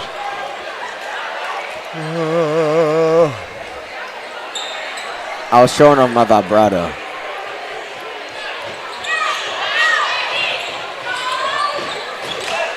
Kerja inbounds it, passes it to Karaji. Gets the pick, set by Samaya. Back to Kerja.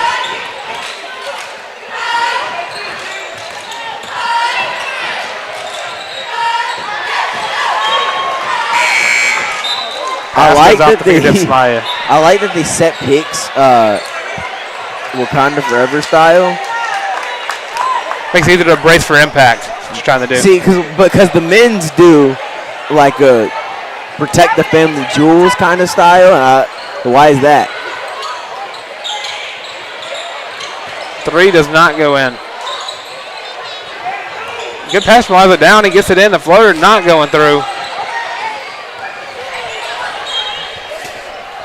The ball goes out of bounds. Clock stops. Actually, so they're trying to have a running clock with a minute 40 left to go in the game. Oh, stolen by Malaya Newton.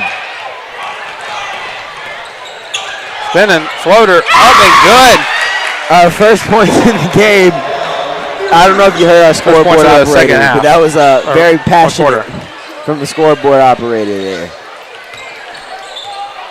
Eliza, pull up from deep. I want to see her shoot a deep three. And Prattville passing it around. I mean, that's all you really want to do at this point. They won. And Malaya Newton gets the rebound. Was that a behind-the-back pass to Kerja Crosby? I think it was, although Eliza almost got the steal there. Oh, it just snatched it from Crosby. Wow. That was cut from Kerja Crosby. That's going to be a foul there on Kamani Howard. And that clock's still going to roll. Three taken.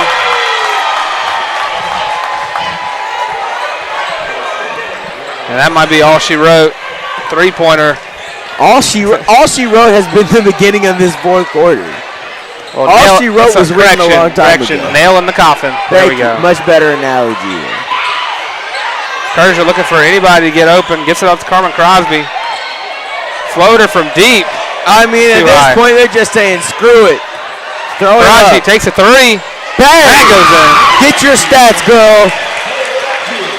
That's all you can get at this point. You're not getting the win. So making the scoreboard look a little better on paper. 66-35 is going to be the final score of this game. Stanhope loses it by 31 points. Honestly, can I go see if we can get Coach Dubois? No. That does it for the women's basketball game. We'll be right back with men's basketball, and hopefully we get another good showcase as we did last year when we commentated this game. Yeah, I mean, and I'll remind you of last year's game. I had a lot of fun with that game. Oh, I loved watching that game. So stay tuned. We'll be right back.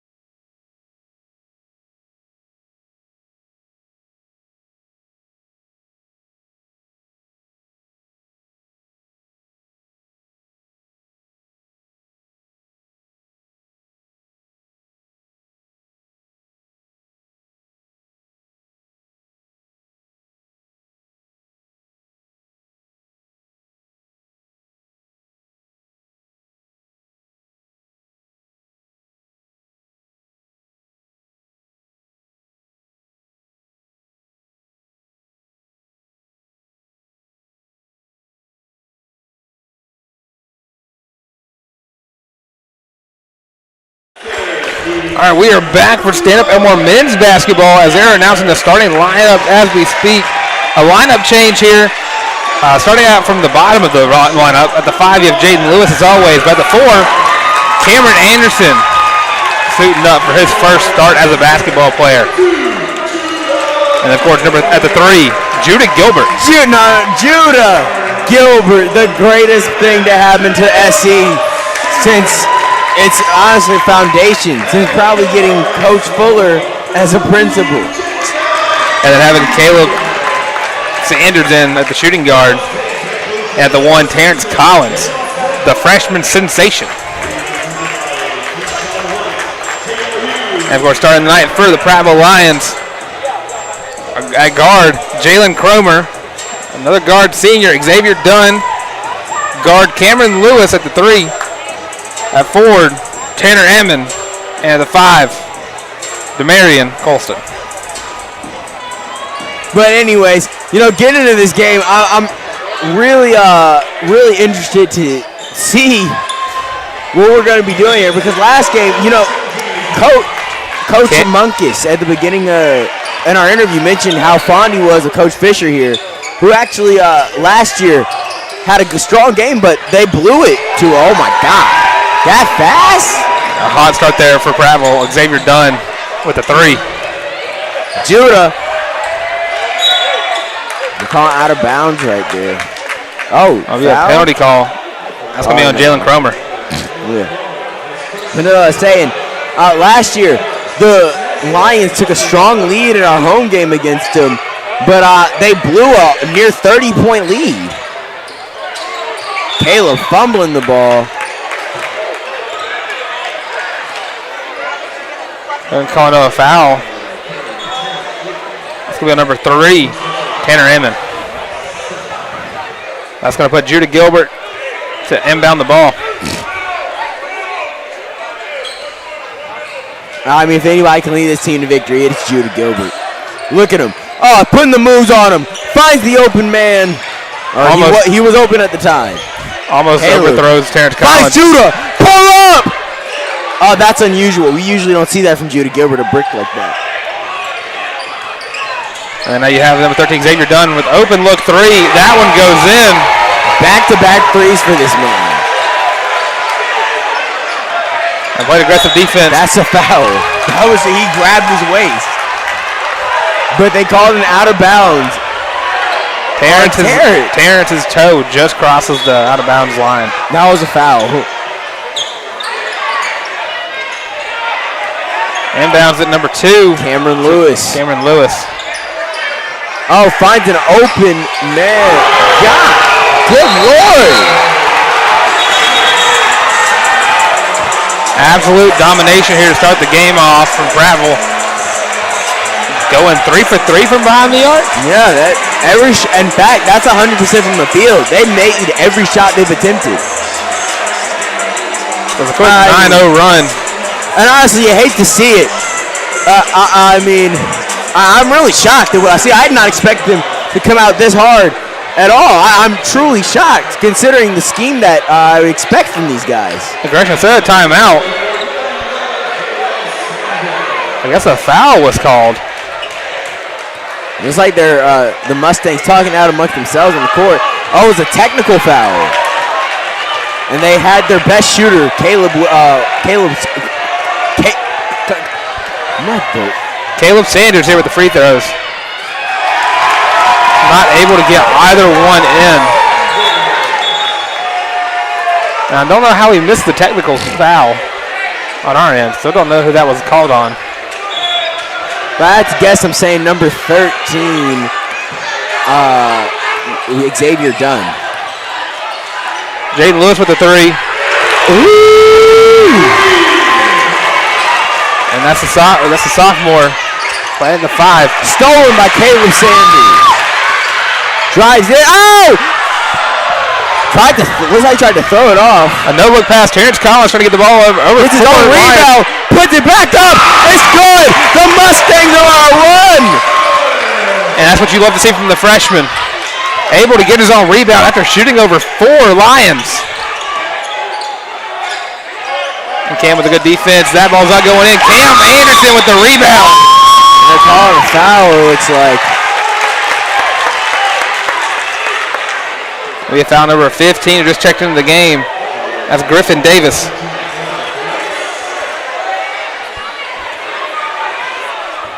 I'd love to get to see Cam's first start. You even got a nice chance to 1v1 Cam before the game. I 1v1 Cam.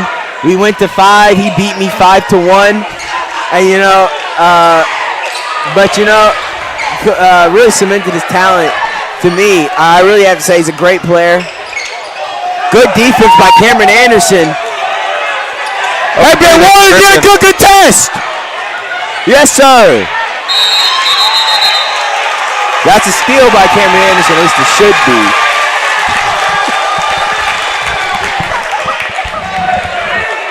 I'm trying to see what the ref said there, but it's going to be a white ball. As it should. The greatness of the Stanhope Elmore team is really out here. Terrence Collins finds Judah Gilbert. Oh, the headband up to Jaden Lewis. Pass back to Judah Gilbert. Judah working the defense like it's nothing, dribbling around them like bowling pins. But Caleb Sanders 3 blocked. Who is that? Number 15. That is the senior Griffin Davis with the block. Caleb Sanders, Terrence Collins out in the corner. Gonna try to drive in and gets fouled and just misses the chance at an and one. Gonna be 2 free throws here for the freshman. Wow.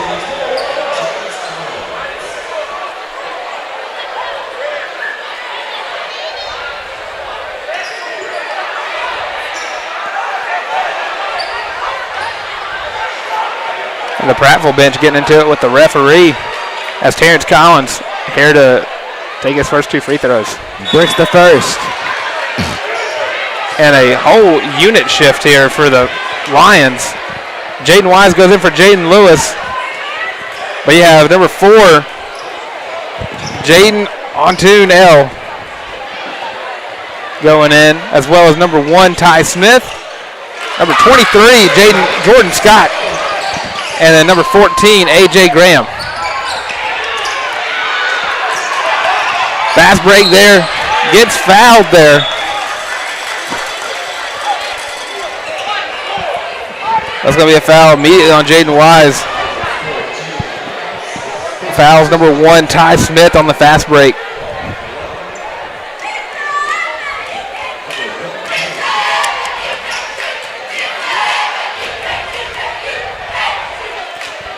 First free throw goes in.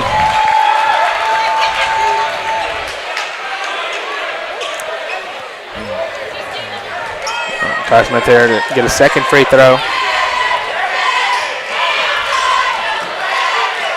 And that one also goes in.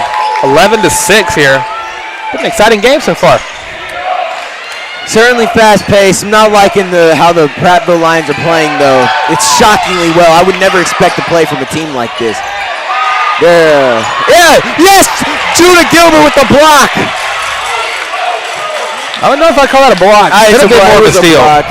Block, steal, Judah gets it done. And Jaden Wise gets double teamed in the corner. That's got to be a travel. At the one point, he's just straight moving his feet. And looks like Coach Monk has called a timeout trying to save Jaden Wise from getting pushed out of bounds or traveling.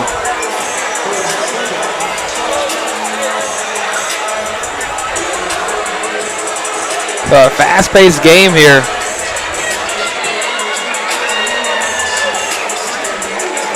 And with a chance to inbound here, Coach Monk is definitely drawing up a play. Probably to get one of his shooters open to get this within 2.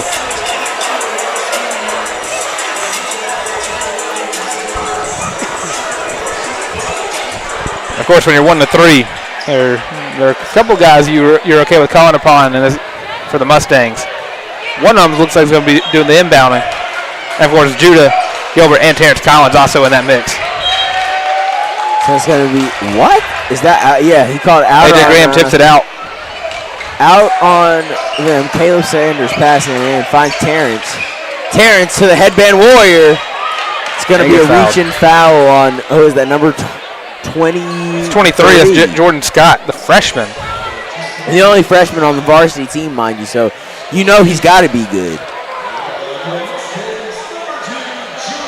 And Monk is looking to make another big substitution here. 3 guys up. Don't talk to Judah like that, scoreboard keeper. But of course he makes it because he's Judah Gilbert, and Judah Gilbert makes the greatest player of our Caleb generation. Sanders checking out for Cortland Crosby. You have Luke Cleckley checking in for Terrence Collins, and Jaden Lewis checking in for Cam Anderson. As Judah Gilbert looks to take his second free throw, made the first one, and this one also. Of course he makes the second. What else could you expect from a player such as himself? And Mustang's in the bonus already, so any foul now sends him to the free throw line. As Griffin Davis with the ball, passes to number 1, Ty Smith, lays it up and in. So Cortland Crosby with the inbound. Luke Cleckley with the ball. Moving. Oh, finds the wide open Jaden Wise. Judah Gilbert drives in. What? And that's good. Yeah, that was a travel. Absolutely not. Well, I didn't see a travel there. He clearly dribbled the ball the entire time. That's going to be Griffin Davis there to inbound the ball. Throws it across court to Ty Smith. Jaden Lewis there pokes the ball out. And that's going to stick with the Lions.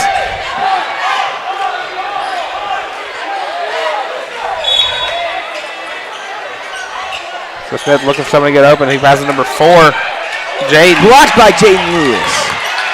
Jaden Wise with the ball now. Driving in. That's a charge. Gotta be a charge.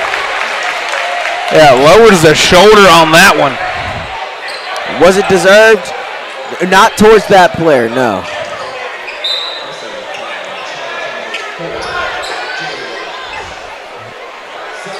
But Jaden Wise taken out of the game in favor of Caleb Sanders.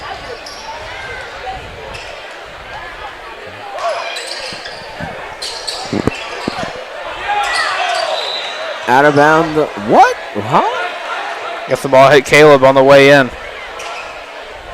But number 1 touched the ball. The Prattville ball. Caleb Sanders goes to put his hand in the face of Griffin Davis. Yes, sir. Yes, sir. Stolen by Luke Cleckley. Lays it in. That's why he's amazing. Brings the game within 3. High pass to Jaden. 14's driving in, not able to get it through. Rebounded by Cortland Crosby, and he gets fouled. And of course, with over 5 fouls already in this first quarter, that's going to send Cortland Crosby straight to the free throw line.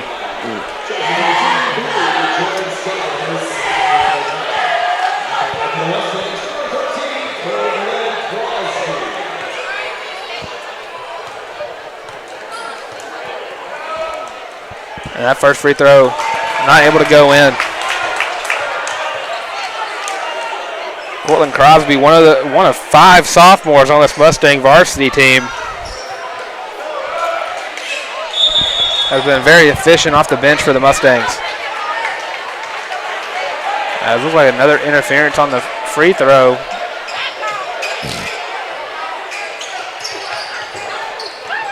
So Griffin gets it in. And commentator Kerr strikes again and foul on Cortland Crosby, reaching in.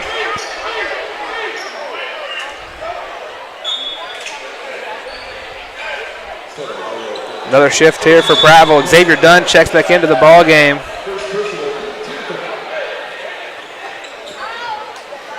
We can't forget, this is a Mustang team that's motivated to win more than ever after their heartbreaking buzzer beater loss last night. And Marion Colson off checking into the game. Xavier Dunn on the fast break, no look pass. And that's good. So Cleckley checks it in, gets it off to Judah Gilbert, back to Cleckley, up to Cortland Crosby. Cortland gonna lay it up. Beautiful lay. There's a reason I got these guys autographs earlier in the night. Absolutely spectacular. Look at that. Just the type of play you would expect from this Lions team. I wouldn't expect anything less, to be perfectly honest. That was a no-look rocket pass there. As the Mustangs make a substitution, taking Cortland Crosby out to get Terrence Collins back out there. And he was not. I mean, perhaps he's trying to emulate a great there. Gives it off to Terrence Collins. Back to Cleckley. Back to Collins. Now Cleckley. Up all the way to Jaden Lewis. Bounce pass. Just misses Caleb Sanders. And Cleckley getting back on defense. Oh, what a misfire on the duck. Oh! Hit a woman in the head. Who threw that ball? Jaden Lewis pass goes wild and it hits the scorekeepers for Prattville right in the face. And I guess that pass was bad enough to take Jaden Lewis out and put in Cam Anderson. I mean, he didn't even go and apologize after that. Oh yeah, Judah's locking in on them. Shockingly, he lays it in. Well, some pretty good defense played on there. Oh yeah, they find the headband warrior and they're about to just let him go to work. And one for Judah Gilbert. And do they call that a shoot? Yeah, that is going to be called a shooting foul. So Judah Gilbert to the free throw line.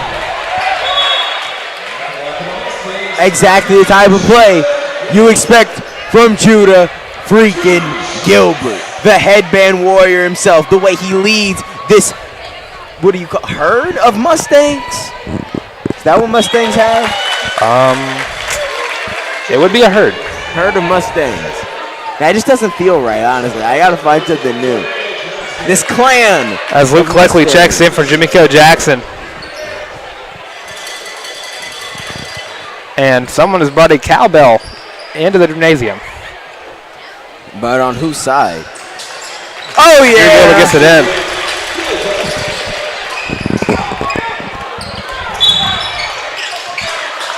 Whistle blown. Was that they called a reach-in foul on Jarmiko Johnson? Jarmiko? They're calling that reach-in on Jamiko Jackson. Jackson. I'm sorry, man. Nico. Just call him Nico. So inbound pass there to Xavier Dunn. Oh, good D from Pass Judah. Pass by Judah. Terrence Collins steal. This is the layup. Caleb Sanders gets the rebound. Misses it too. Caleb fighting everybody for the ball. Terrence Collins able to get in and one.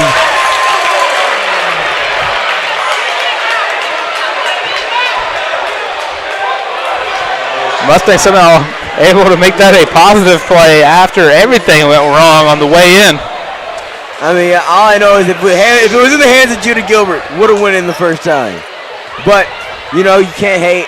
Love the fact that Terrence Collins misses that free throw.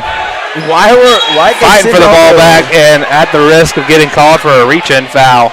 Why'd they send all the Mustangs back in that case? I'm just curious there what the thought process was. A way to try to slow down a fast-paced offense. Both teams now in the bonus. And that reach-in foul, yep, does send Prattville to the bonus. So that's going to be number 1, Ty Smith at the free throw line.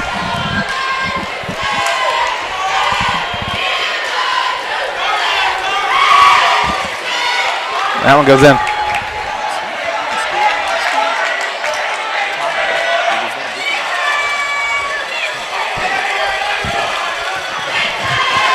Ty Smith makes the first one. Second one goes in. Terrence Collins inbounds it into Jamaica Jackson. Gets it back to Terrence. That pass is intercepted by Prattville. Out of bounds, though.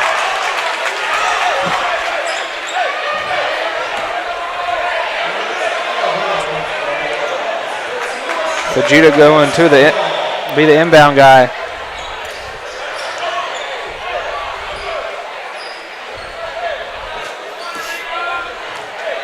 Bounce pass to Caleb Sanders. Xavier Dunn meets him at the midcourt line. Judah Gilbert off to Jamiko Jackson. Takes the three. Not going in, but Judah tips it to Caleb Sanders. That one. But rebounded by Terrence. A rebound party right there. That's going to be a blocking foul on number 10, Jordan Davis on Prattville, which will send Terrence Collins to the free throw line.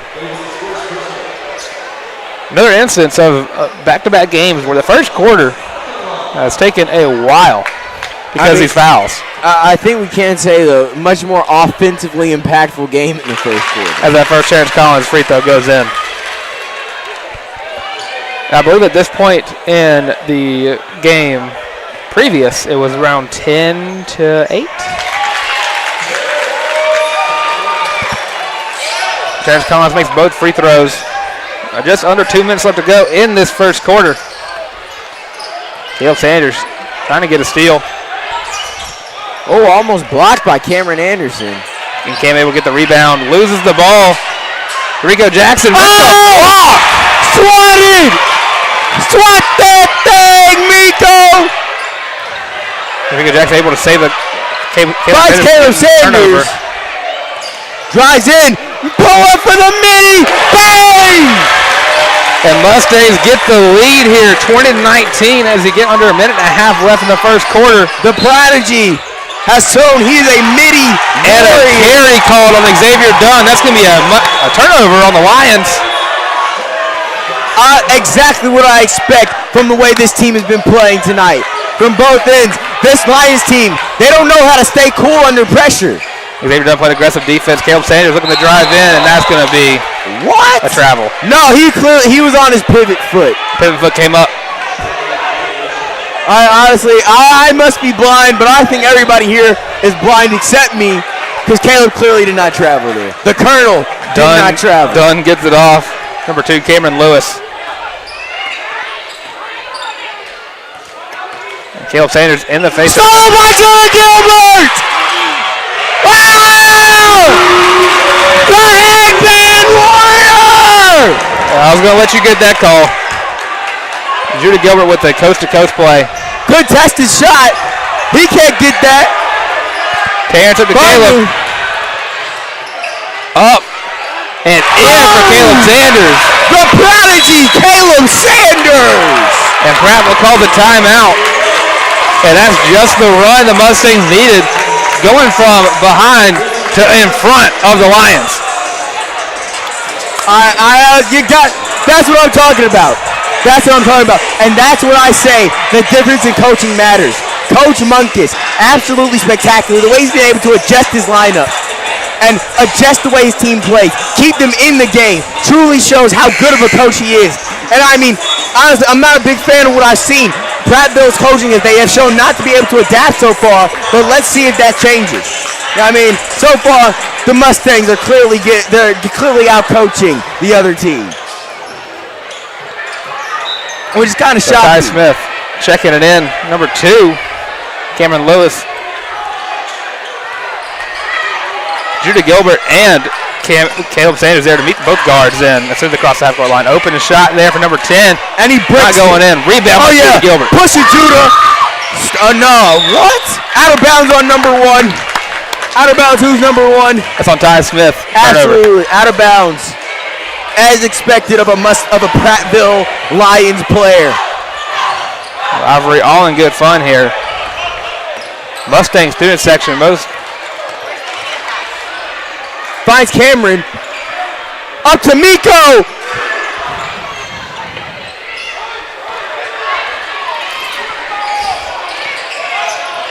They're not ready to play no break with us. And Anderson rebound ends the first quarter. Mustangs up 24-19. And we'll be right back with the second quarter.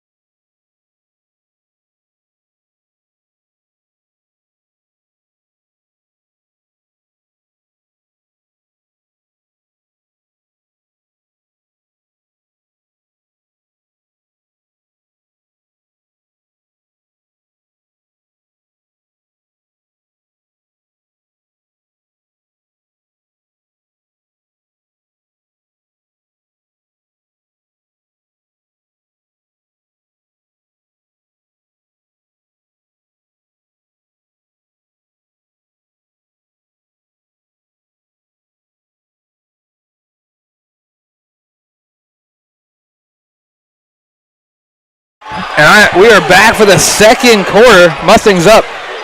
Oh, yeah. 5. Oh, yeah. Judah's going to work. He's going to work. He finds Caleb. Oh, Caleb thinking about what he's going to do. Up to Judah. Finds Judah. Pull that thing, boy. Deep three, no good for Judah Gilbert. Fast break for Ty Smith. Up Shot and in. goes in. First bucket in a while for the Lions. Now making it back to a 3-point game. Now, what was that, boy? Well, honestly, I think a bad call on the rest there. If anything, I wouldn't have called that a travel. If anything, you're looking at a carry. Honestly, I think it was just a perfect move by Judah Gilbert, and I think it's just a bad call. Open man in the paint. Able to get in. Prattville now has it within 1. You know, for such a big team, you'd expect Prattville to play more in the paint than they do. Oh. About right to DeMarion. Sidearm throw there from Judah Gilbert. Ty Smith with the 3. Terrence Collins gets the rebound. Off to Cam Anderson. Back to Terrence Collins. Up to Caleb Sanders. Whoa. Fake out. 3. Oh, good. Come on, man.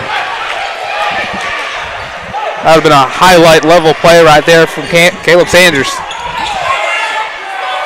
Elbow from, what's his name? Jordan Davis.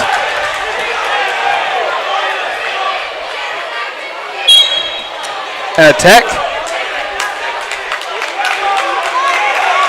That's going to be a tech on number 5. To Marion Colston.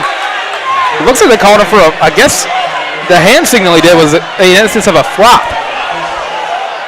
I mean, hey, I can't hate on it because they're sending the headband warrior to the free throw line, and that always ends well. And very few people were able to take an elbow from Anderson, not fall over on their own power.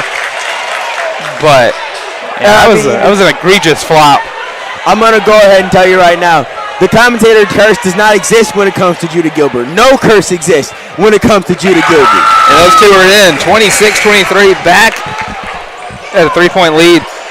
Honestly, Rico Jackson checking in for Jaden Lewis. You know, honestly, I hear when Kobe came up with Mamba mentality, it was originally called Judah mentality based off of Judah Gilbert. And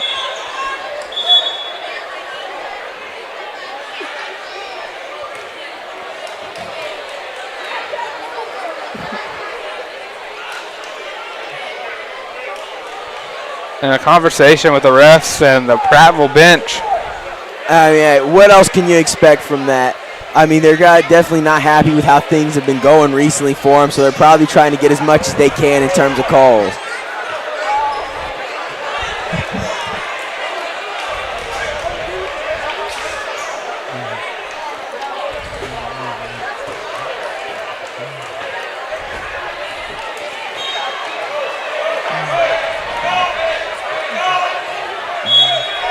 So back to resume play, Judah Gilbert into Caleb Sanders. Gets to Terrence Collins. Rico Jackson looking to drive in. Floater up off the rim. The shining star with the rebound. And Terrence Collins' toe hits the line. We Prattville ball. Honestly, you know, if I'm caught, I got to give Cameron Anderson the nickname the Manimal because he plays like Kenneth Fareed to me. And a whole unit change there for the Mustangs. Whole new, the Lions. Whole new 5 goes in.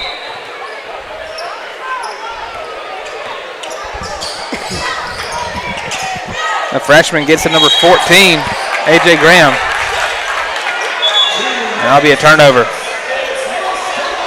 You know, I can't wait. I really want to see this kid, Sai Patel, get in for Prattville. That's my favorite player on the Prattville roster, and you'll see why once he checks into the game. And Caleb gets to Jamaica Jackson, throws it across court. Like the shining star! Bang! The shining star! Terrence Collins. No rim needed on the 3. Manimal with the contest. Gets it in. Terrence Collins with the defense. Prattville, a huge fan of those going passes. Collins by the shining star! No call! Yes! Easy lay in. The shining star He's earned that name.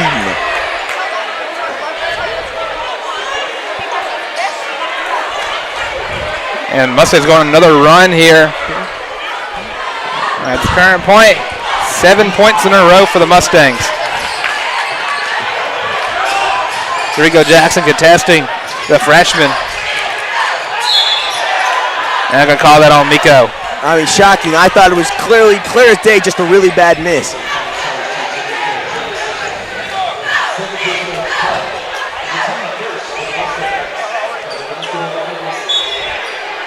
So Griffin Davis in with the inbound. Look at somebody pass the ball to. 30 gets loose. Oh, Judah Gilbert finds Caleb Sanders. The prodigy going to work. Back to the headband warrior. Double team, because that's the only way they can even try to stop him. But that doesn't even work. He goes in. Oh, finds John Miko Jackson. A flop called again, but on who? I'm really glad they're not flopping. It was clearly the Prattville team that got the flop there. They've been flopping all night. Seem to be pretty soft. See, look at that. This is what I'm talking about. That's going to be called on Jaden Autunel. And the headband warrior back at the technical free throw line.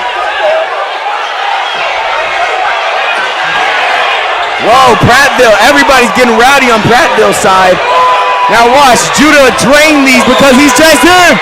Oh my goodness. Not go through. The Judah mentality is about to kick in. Man, this Prattville crowd is rowdy and up. Yeah, and he doesn't care. He doesn't care about your boos. He is just that good. And Drew with the inbound off Caleb Sanders. This time he's three. Bang! Takes the roof of Mustang Gymnasium. This is going to be a rowdy, ruckus crowd all the way through this game. We're only in the second quarter, folks. Anderson. Judy Gilbert down to Terrence Collins. Tried to steal the ball. Fails miserably and falls on his feet. That's going to be Prattville ball. Terrence Collins getting. Oh, never mind. That's Mustang ball. Terrence Collins open. Wide open.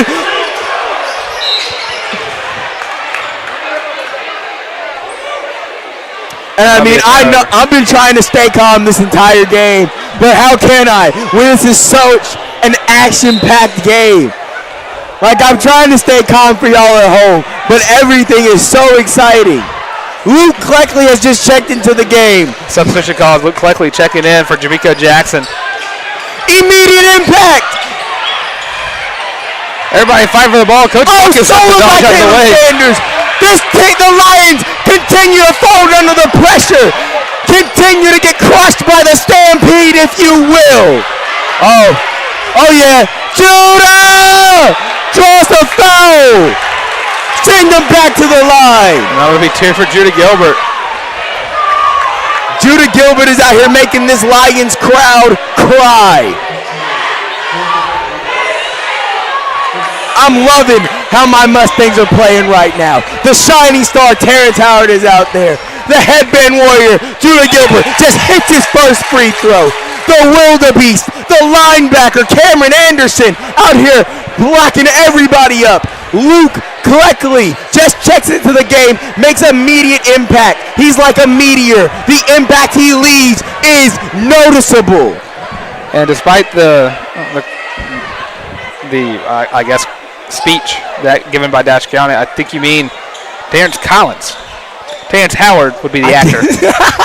Apologies. I'm just getting really excited. I can mix up names. Shout out to the shining star, Terrence Collins. And Judah Gilbert up for his second free throw. A whole unit change happened there for Prattville during the montage that Dashwich went on.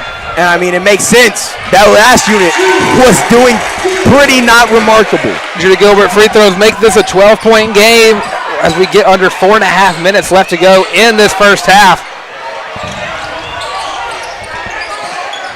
Xavier Dunn passes across his court to with a three. Finally, they managed to put some more points up on the board. Cameron Lewis there with the bucket. Drew Gilbert, no look pass. Caleb Sanders goes in, floater up in the air. That one goes in. Other pass, Cameron Lewis wide open again from the three. Does not go through. Terrence Collins jumps a little early, misses the chance on the rebound. Open look again for Cameron Lewis. Air balls it gets to the Cam Anderson. Oh yeah. And Judah Gilbert. Whatever that was. Oh, drive in, the prodigy. And tip in by the Deadman Warrior. Oh, whoa, Demarion just bumped Judah Gilbert out there real hard. But didn't shake. No look pass, beautiful pass there. It was all right pass. It was solid. I think they foul on Cam Anderson.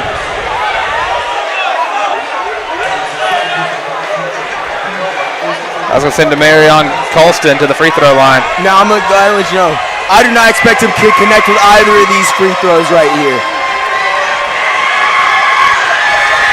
Break number one. Oh, wow. Shocker. Commentator curse strikes again for Mr. Kiani. Colin Crosby and Jay Lewis checking in for Cam Anderson and Luke Cleckley. Wow, shockingly, Luke Cleckley's coming out. But if you didn't know, Luke Cleckley, my second favorite player. I haven't figured out a nickname for him just yet, but trust me, I will. I told you another brick. The bricks from that man are inevitable. Terrence Collins gets the ball, passes to Gilbert. Back Terrence Collins stops himself from Caleb, travel. Caleb Sanders, three. Bang! And the score keeps climbing. Stolen! Clear foul. Looks like they might be getting upset at the deficit there. Oh no! Caleb, he's down. But his teammates are there to help him up. Look at the camaraderie from our Mustangs. They work as one unit, as one team, and that's why they're up right now.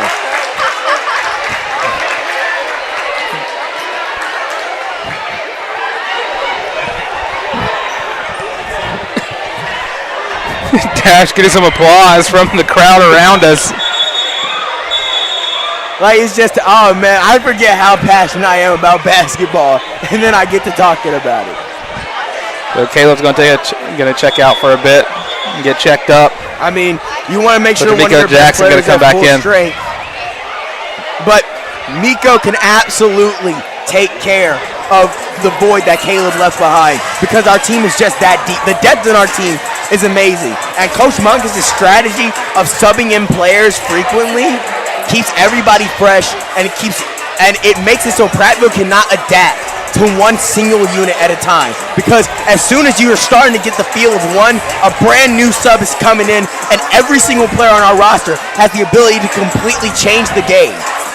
Now that is something that is just undeniable from us. Something that can be just, I'm looking for a word and I don't have it.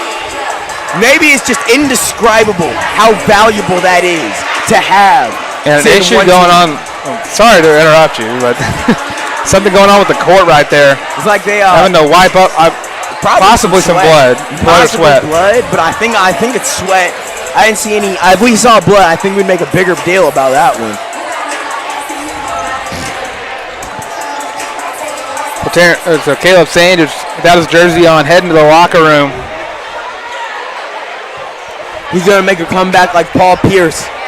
So back to resume play here. Colin Crosby check it in, gets it Judah Gilbert. Pull up, easy three. Oh not man! Go in. And Judah Gilbert one-on-one makes up for it on the defensive side of the ball. Colin Crosby on the fast break, driving in, up. In the lane and one. Look at Jaden Lewis hyping up his teammate as he's going to the free throw line. Oh, he's not? Call a charge. That was what? Got a little ahead of yourself. I'm sorry, got ahead of myself. It's just, you don't see many charges from this team, to be perfectly honest. So 2:39 left to go in this first half. Been an action-packed first half.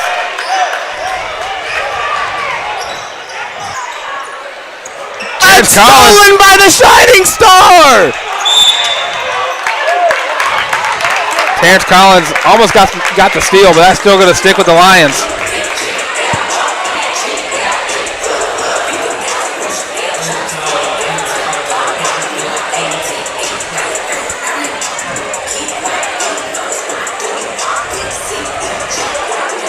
I'm loving this game right now. Favorite game of the season by far. The Mustangs are not going to let this win slip through their fingers. They're motivated after what happened last night. They don't stay down. They get up and they punch harder every single time. And the Mustangs have been on fire all game. I mean, honestly, how many 5 stars are on this team? The way they're playing, you'd think all of them. Darmico Jackson on the inbound now. Oh, correct. I guess at first they gave the ball to Prattville, but I guess they changed it up, gave it to the Mustangs. Cortland Crosby finds Jaden Jaden Lewis to Judah Gilbert. Drives in. Circus shot. Draws the foul successfully. And no, they're saying that's a charge. That's going to be a foul on Judah Gilbert. Now that, you never expect a foul from Judah Gilbert. The only time Judah fouls is when he's trying to stop his teammates from fouling, so he takes it for them.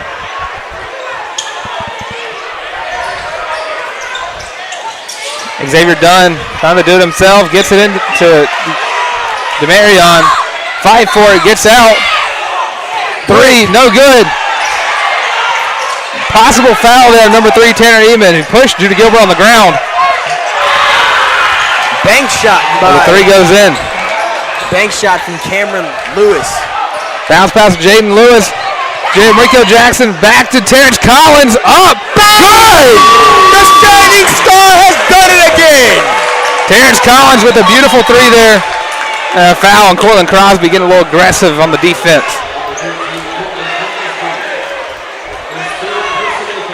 Hey, you love when the families get into it too. I can see right in front of us. Yeah, the whole Terrence Collins family down there, all wearing matching jerseys. All wearing Terrence Jr. jersey, supporting their family. I love to see it. And Terrence Collins been having himself a season already. Like currently, the freshman is leading his team in points for the season so far. And like, I know I talk a lot about Judah Gilbert, about Luke Cleckley, but you cannot understate how good Terrence Collins is. This man just might be on the way to the league with the way he's playing at just 14, 15 years old. And a foul on Cortland Crosby puts Prattville in the bonus, so that's going to be number 1 free throw miss for Cameron Lewis.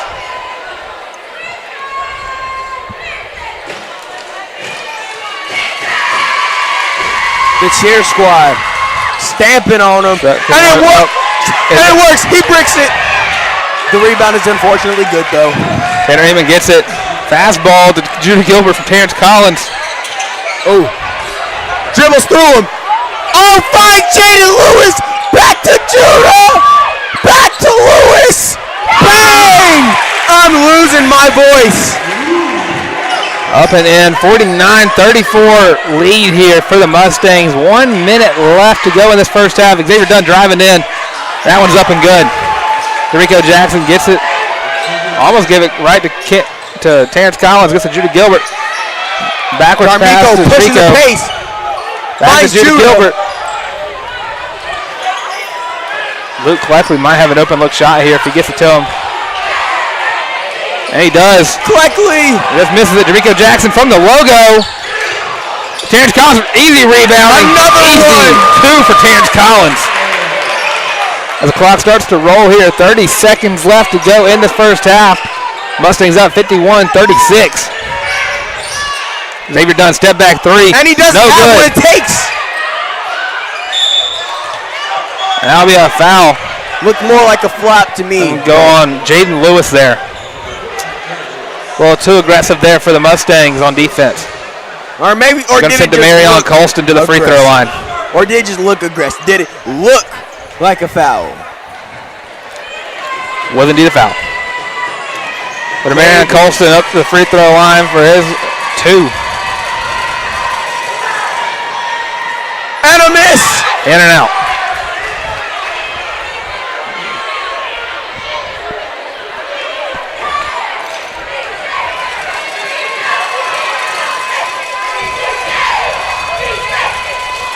Second one up, not going in. Terrence Collins gets a rebound. 20 seconds left to go in the first half. Luckily. Gets up to Cleckley. Drives in, kicks it, or finds a way to get it to Jamaica Jackson. Throws up a floater. That goes in. Under 10 seconds.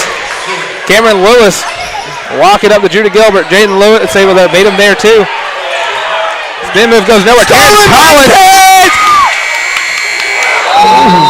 And the buzzer beater in the halftime almost happens. 53-36 lead for the Mustangs going into halftime. I'm not going to lie. At this point and going into halftime, if you're a Prattville fan watching this or in the... Thank you. We'll be right back after halftime.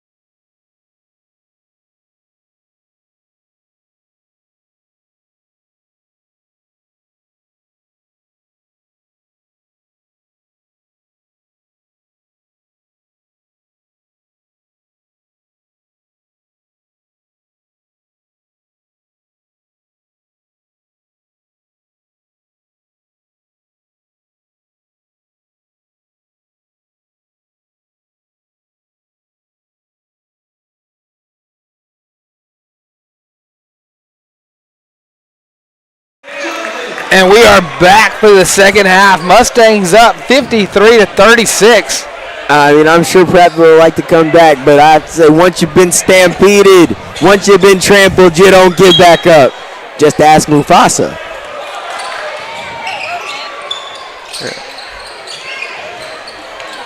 All right, number 2, guarded by Caleb Sanders. Oh, Jaden Lewis gets aggressive on the steal attempt. Caleb Sanders, it looked like he took his undershirt off to come back out here and play the game.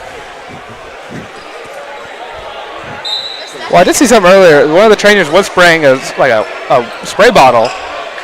So I wonder if the undershirt is maybe overheating them. Yeah, or over like maybe ripped or something happened. Oh man.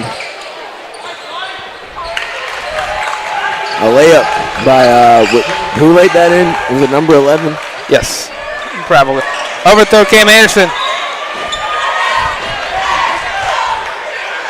And you could basically see the fear all the way from over here in the eyes of the teachers and staff that was sitting on the wall over there in the way of a hot on the trail Cameron Anderson. I mean, when a linebacker's about to run into you, I can't imagine that's a fun time. And believe me, it's not fun when you're not wearing pads either. It is coming from a man who's been I've been personally hit by Cameron Anderson in football practice before. It's not fun. And Caleb loses the ball. Terrence Collins able to get it, just maybe able to get it back.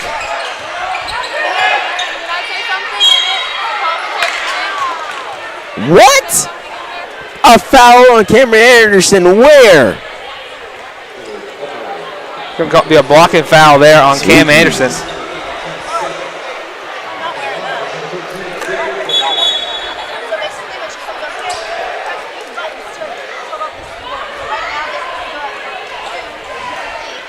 Xavier Dunn goes up to the free throw line.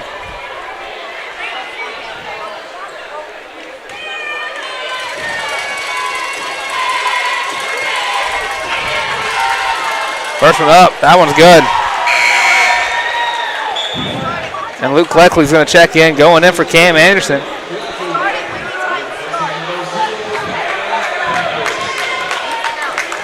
Luke Cleckley coming in.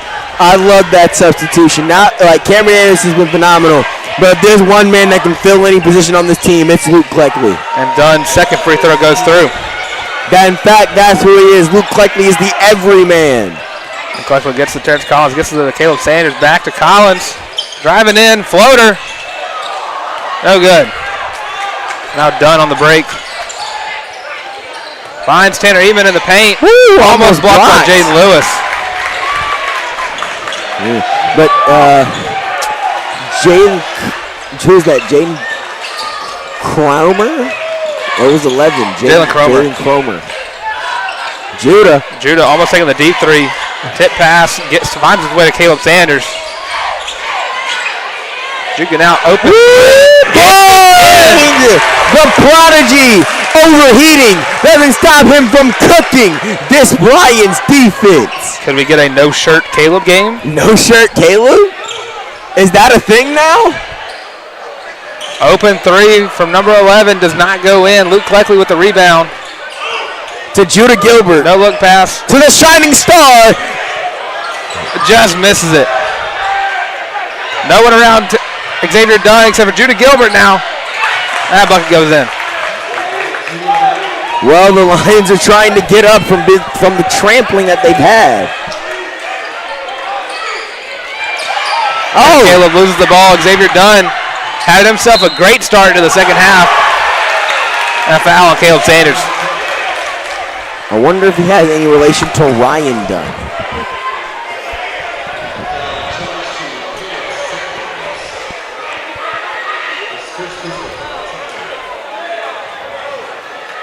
Correction, we missed something that I just realized. Not only is Caleb not wearing an undershirt, he has a different jersey on. That's right, he's number 11. He's wearing number 5.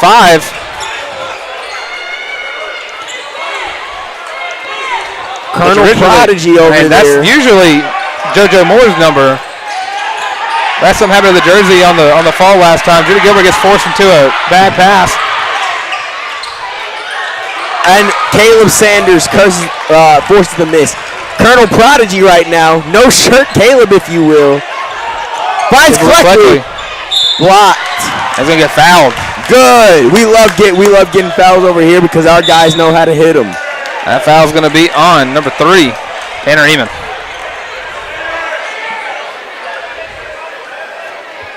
And that foul's going to put Luke Cleckley on the free throw line.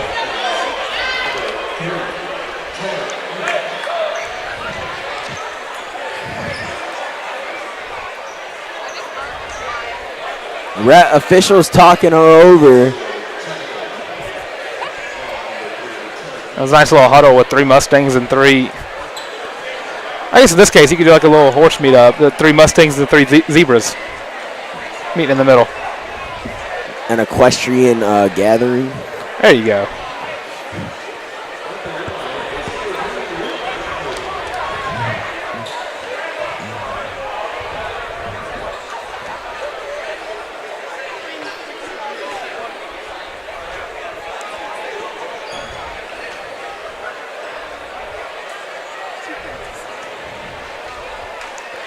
Not sure what the call that's whatever the call was that.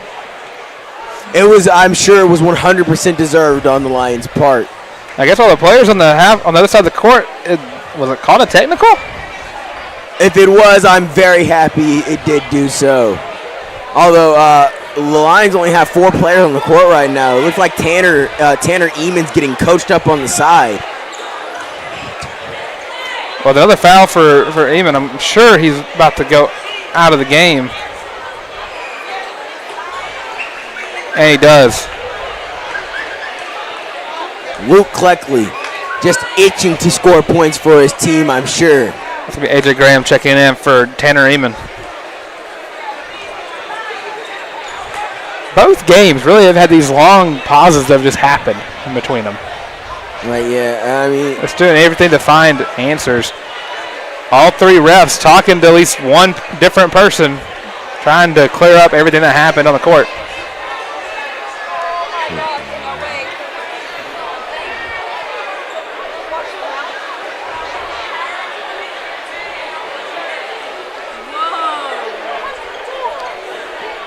I'm not gonna lie. Thanksgiving break is right after this game, so I'm gonna need him to speed up this. I'm gonna need him to speed up so I can go home. Go ahead and give the Mustangs the win so we can get out of here. Yeah, we still got 13 minutes and 1 second of game time, and that's not even counting the downtime that's going to go on through the remainder of this game. Cortland Crosby went from taking a knee to just flat out sitting down on the side of the court.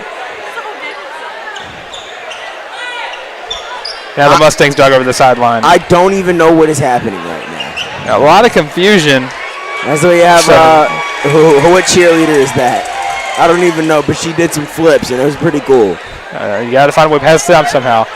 We're going to go to a quick break. On the other side of this break, we'll hopefully have an answer. I wish we had a stat keeper. That would be nice.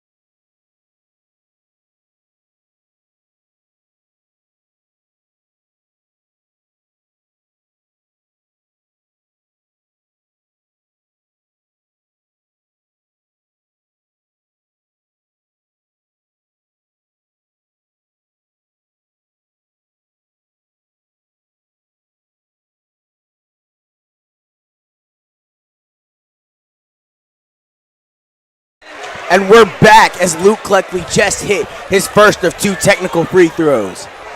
And he hits his second, as expected, from the everyman, Luke Cleckley. Still no idea. Oh! Double tech called. Oh! This is amazing. Still don't know what the call was or when it happened, but we just know that we know Prattville did something wrong. The everyman and the headband warrior, back to back.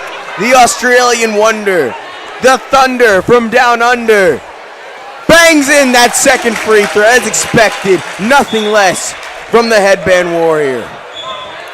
And Cortland Crosby's going to check in for Caleb Sanders. Mustangs still get the ball.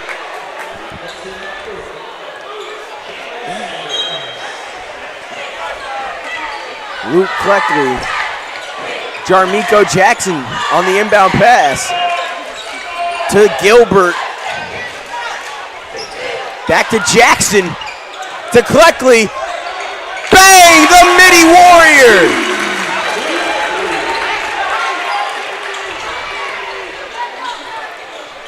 Xavier Dunn. Oh. Gets by Judah Gilbert, lays it up, and gets fouled by Jaden Lewis. I didn't see the foul. Did he? It looked like Dunn bumped his head up into Lewis's arm. Which, I mean, good foul drawing ability on Dunn's part.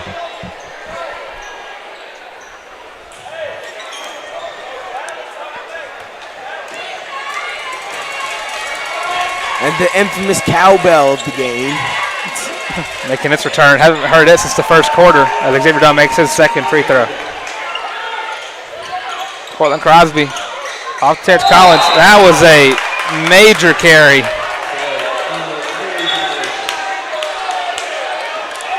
Terrence Collins clearly showing his influence, the influence that Allen Iverson has had on his game.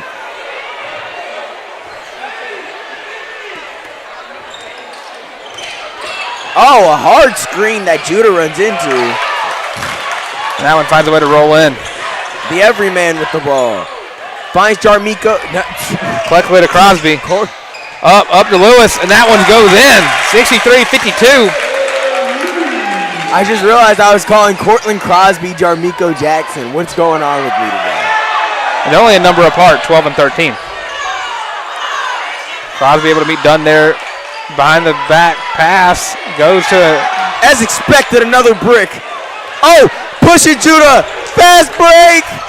Woo. He's playing with them now. Playing with his food. Terrence Collins. Magician. Mid-range. That one goes in. Whoa, is he holding his back? Terrence Collins, is he all right? You might want to sub him out. I mean, after all, you could say he's been putting this team on his back all game. And Terrence Collins gets the rebound. Able to keep that pivot foot. Jaden Lewis fights for the ball. Luke Cleckley, 3. No!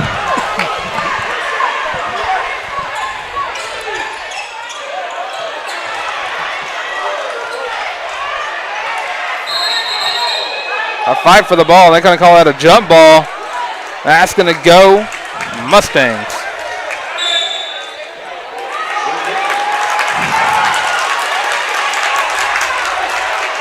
And the Lions are getting emotional on the court, clearly letting it show, and this is only going to continue to throw off their game. Mustangs rejoice.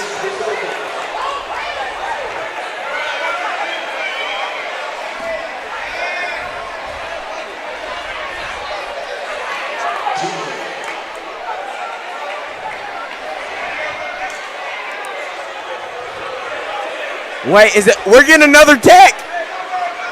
Another tech. We're getting another tech.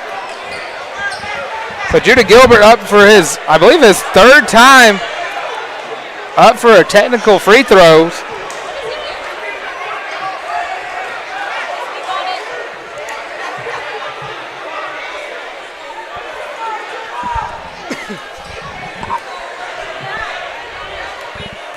So yet another tech called on the Prattville Lions. Judah Gilbert's free throw is up and good.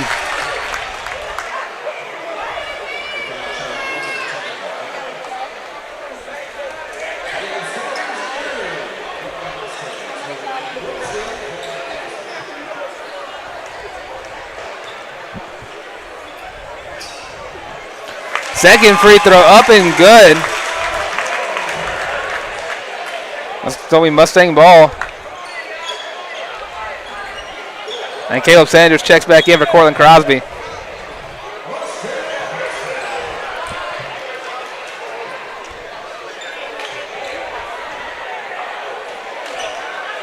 So Luke Cleckley with the inbound.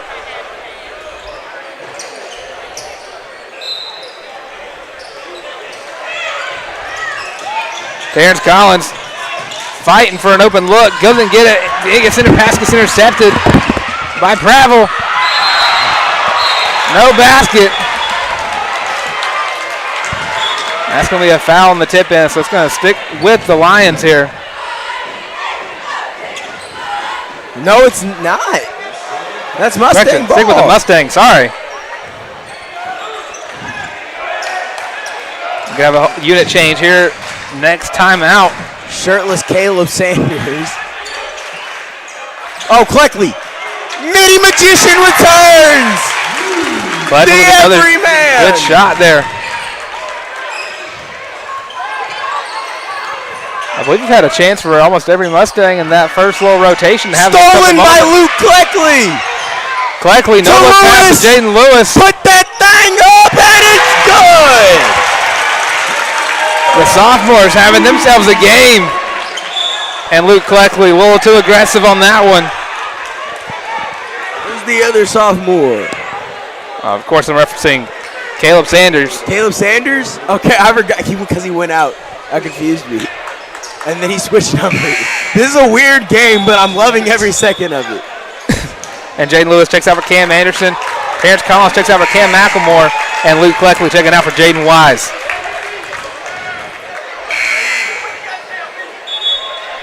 And doing the infamous lineup inbound tactic that is only ever seen in basketball below D1 college. And I have to say, something that I've noted this game, there have been 4 techs called in this game. All in Prattville. This is a weird. So many more. Yeah. I mean, I'm not surprised about the technical fouls. I mean, but it's just unusual to get this many, even from Prattville. And the refs realizing that foul was the Mustangs' 5th of the quarter. So now free throws up for number 30. At this point, we're just giving it to them out of pity because they just keep sending us back to the line on text. It's like it's Cam Crittenden up for the free throws. I need my boy Sai Patel to get in this game. And you'll see why. And there'll be a violation on the free throw.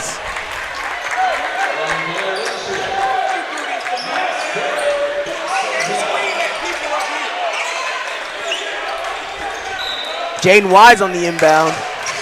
Finds Colonel Prodigy over there. Back to Judah Gilbert. Faked. Oh, Judah. Working him. Going through him. Cam Anderson gets the rebound. Loses it. Cam Anderson finds a way to get it back. Caleb Sanders. 3. Boom! Caleb Sanders. No shirt Sanders is in the same level of player as Hoodie Mello. No one checks Ty Smith. He's able to shoot a 3. Does not go in. Griffin gets the rebound. Misses. Jaden Wise gets it. And they're going to call a travel on that one. Fair enough. Fair enough. Pivot foot came up. I mean, the Lions need every call they can get at this point. Look at that scoreboard. I said at the beginning of this half, once you get trampled, you don't get back up. And that statement holds true. Brick. Wise. And just look at the trends of this game. I mean, we're in the third quarter. Minute 30 left to go in this third quarter. And something to remember, I mean, if you don't recall, in the first quarter, Prattville started with a 9-0 run to start it. And now, Mustangs in full control in this game. It looks like a loose ball foul. They called, I think that was a loose ball foul on Cameron Anderson.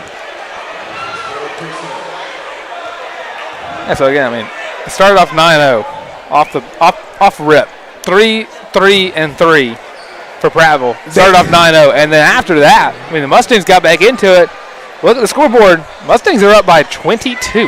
I mean, I have to tell you, despite the 9-0 lead, I didn't expect anything less. Knowing from what I know about that Prattville team, as well as what I know about this Mustangs team, I didn't expect anything less, even with that good start from the Lions. Just based off everything I know about the team, I knew it wasn't going to hold. And Cam checks out of the game for D'Amico Jackson. Free throw, no good. Finally able to get his own rebound.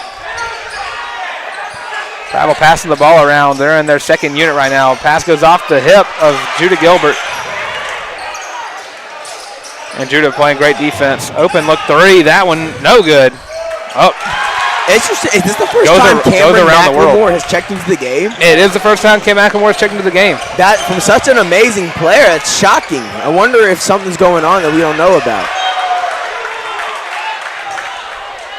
Especially considering he was a starter. It was Cam for Cam in the starting lineup today. Maybe it was more than just wanting to get more size out. Cam Anderson has definitely earned that spot after the game he's had just over the past few games that he's been in now. I do think McLemore can get it back, though. Well, the great thing about this Mustangs team, and talking to Munkus about it, I mean, you have you can go 10 deep, and you don't really see that at the high school level. I mean, 11 if we're counting Joey Moore, who although has officially been cleared to come back, they want to make sure he's in full health before he gets back out there.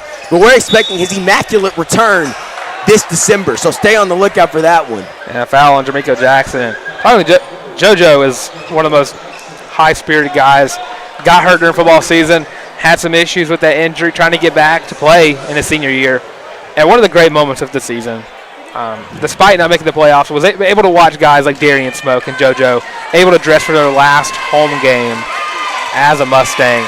And now, hopefully soon, we get to see JoJo in another uniform on the court. As he makes that first free throw, D'Amico checks out. For the shining star, Terrence Collins.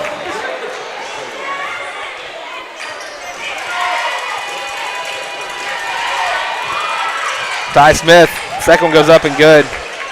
Back on with the inbound, quick bounce past Cortland Crosby. Able to go basically full court there to Terrence Collins. Terrence Collins breaking ankles all over the place, finds Caleb Sanders. Prodigy. My goodness, Caleb Sanders. Climbing! 20-point game as they call a foul there. It looks like it's going to be on Terrence Collins. I'm going to need Sai Patel to come into the game. I think he's the only player to have not checked into the game yet. I want to see him play. He's my favorite player on their team. And despite the foul call, what a series of events there for the Mustangs. You got Terrence Collins somehow finding a way to get past the half-court line, breaking ankles left and right, finding no-shirt Caleb in the corner. I mean, no-shirt Caleb. Looks like he's going to earn that nickname like Hoodie Carmelo Anthony or Flu Game Michael Jordan even. Oh.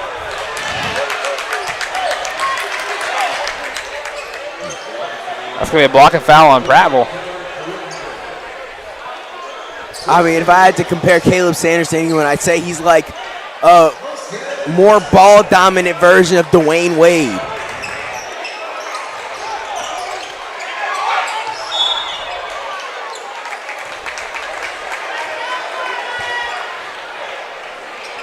And looks like Cortland Crosby got hit in the head when driving in there, and he's going to get sent to the line. Official prediction, Mustangs get at least 90 on Prattville's head. Well, they're right there playing. Bang. I get to see it. Cortland Crosby making the first one.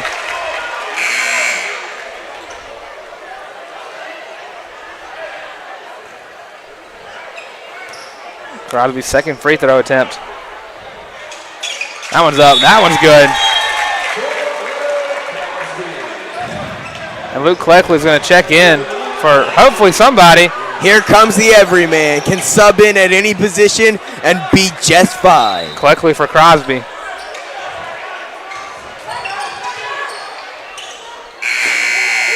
A little premature there on the buzzer beater. Had another half a second to get a little closer to the goal. But that does it for the third quarter. Mustangs up by 20, 79-59. 8 minutes left to go between this and hopefully a Mustang win. We'll be right back with the fourth quarter.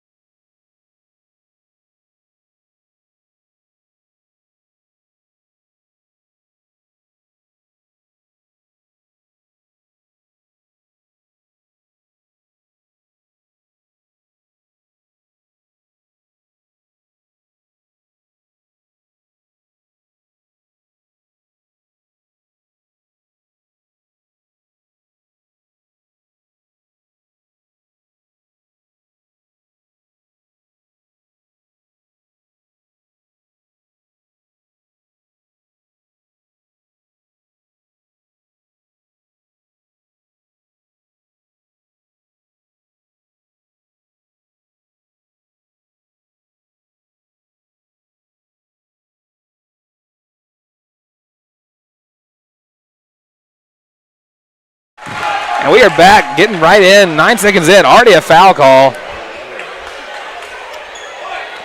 Yeah, I can't even understand how just radically different the past 2 games we commentated for against Prattville is. Like, yeah. See, the first time we came back from a blowout, once again expected, considering, you know. And once again expected, we're blowing them out this year. I am curious, number 14, Jadon Atume. Number 14, A.J. Graham. Oh, that's number 4. My bad. But, yeah, we got A.J. Graham. It appears he's playing with hearing aids in, and I'm just very curious to see. I'm very curious about that. And foul Terrence Collins. Not a good start here for the fourth quarter. We're still putting up 90 at the rate they're playing. Well, Prattville's gotten a quick 4 up, and now he's sending the guy. And I wouldn't be shocked if that's all the points they got for the rest of the game.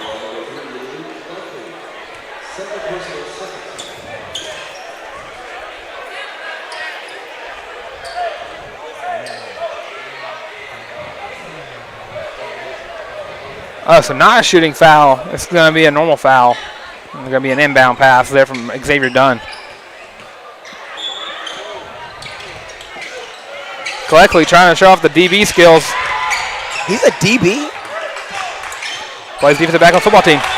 I completely forgot he was a DB. The ball goes off the hands of Cam McElmore, so that's going to be Lion ball.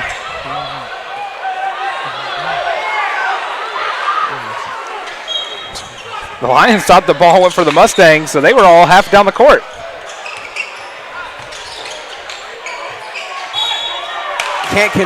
Whoa. Foul? All right, that's spotty official. He literally didn't touch it. Well, I'd say I don't think that McElmore touched the shooter, but can't argue with the ref from here. Griffin misses the first one. So Jaden Lewis checks in for Cam McElmore, and Judy Gilbert checking in for Jaden Wise. And one of the things, if you look over here at the bench, something I love about what Coach Buckets has brought to this team, everyone has to high five the guys checking out of the game. One thing I love is I like that the entire coaching staff now has to wear suits or some type of formal wear. I don't think we saw that at every game last year, but I really like it. See, usually the first half, Munkus plays the suit jacket on, everything, and then he takes off by halftime. After that 9-0 run, I mean, Munkus immediately just took off the jacket. So look, if you look at the score right now, I mean, it's now a 13-point game. Went from 20 to 13 very quickly. 7-0 run here for Lions. Once again, knowing this Prattville team, that could end at any time. And 14 knocking the ball out. So stick with the Mustangs. Terrence Collins, quick pass to Caleb Sanders. Up to Terrence Collins. Floater. I'm going to call that a charge on Terrence Collins.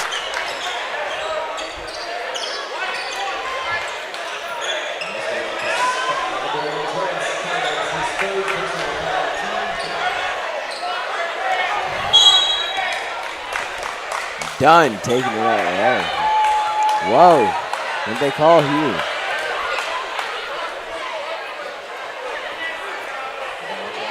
They called a pushing on Luke Cleckley?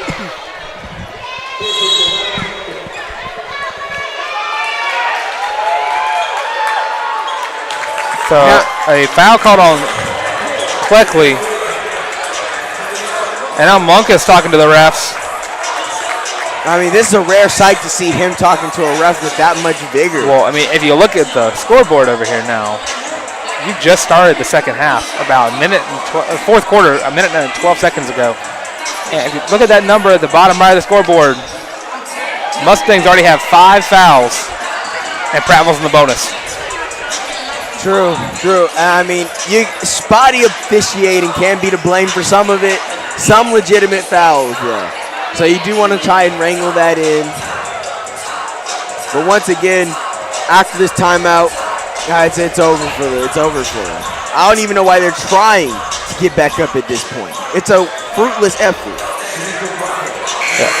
Coach Mungus, looks like they called a tech on us. Now that's a shocker. Well, not a tech. It was just a timeout. Mustangs coming back from the timeout. Okay. All right. Good.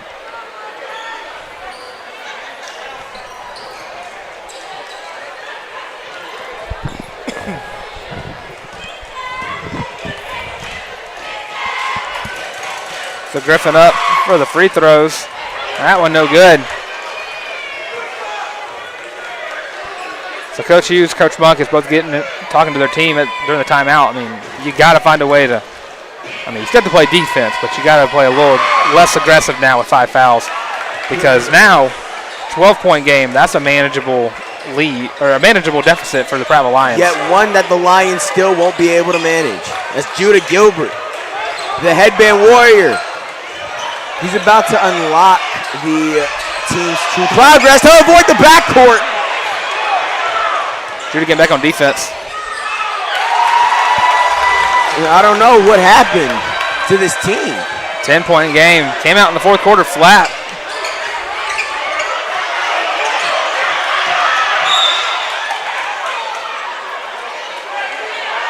And that'll be a foul.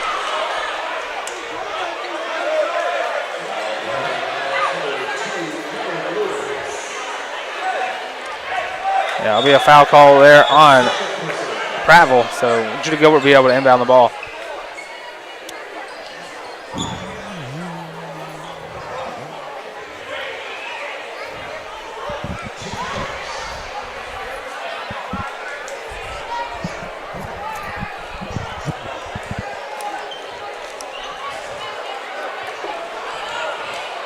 And, you know, the refs talking something over again. But they decide to let Judah inbound the ball. And, you know, if I'm not mistaken, Judah Gilbert has just winning flowing through his blood. I believe his brother is a national champion at Auburn for golf, if I'm not mistaken. That would be correct. Luke Cleckley, the everyman. Oh, James yeah. Lewis. A 1v3. And another foul called on a Mustang. That's Caleb Sanders.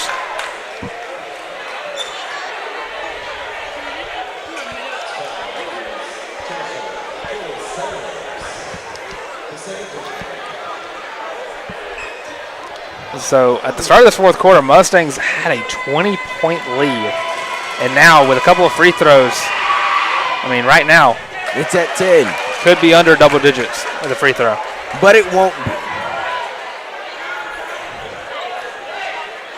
He doesn't have the mental stability to do it.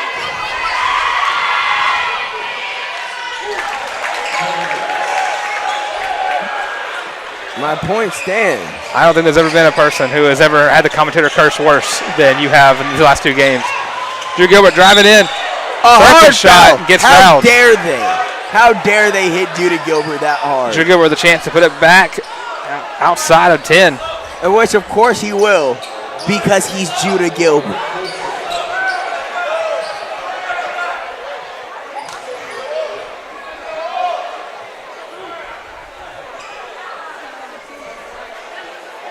And Judah, such class to clean up his own sweat with his bare hands after he got so brutally fouled by a Lions player. Just showing the true, real character of the amazing Judah Gilbert. Shout out to any Australian fans of our stream that are tuning in to watch a future national player on their team for the Olympics, I'm sure. Mustang, Judah Gilbert able to get the 11-point lead back.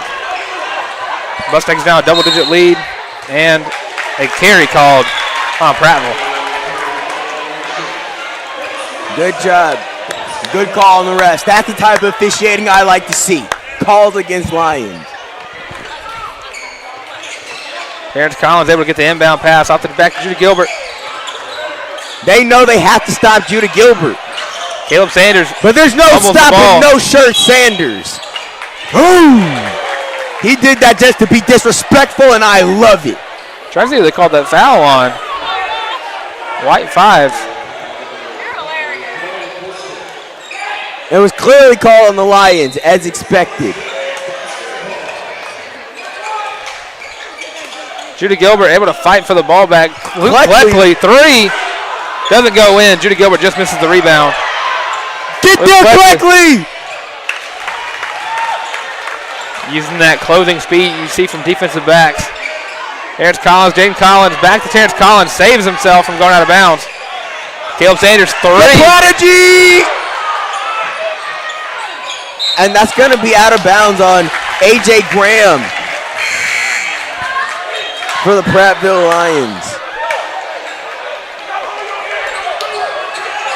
So unit shift here for Prattville.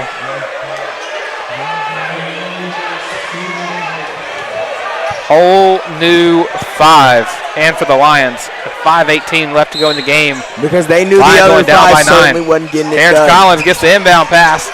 Driving in. Fakes out 2 guys. And the 1. The shining star, Terrence Collins.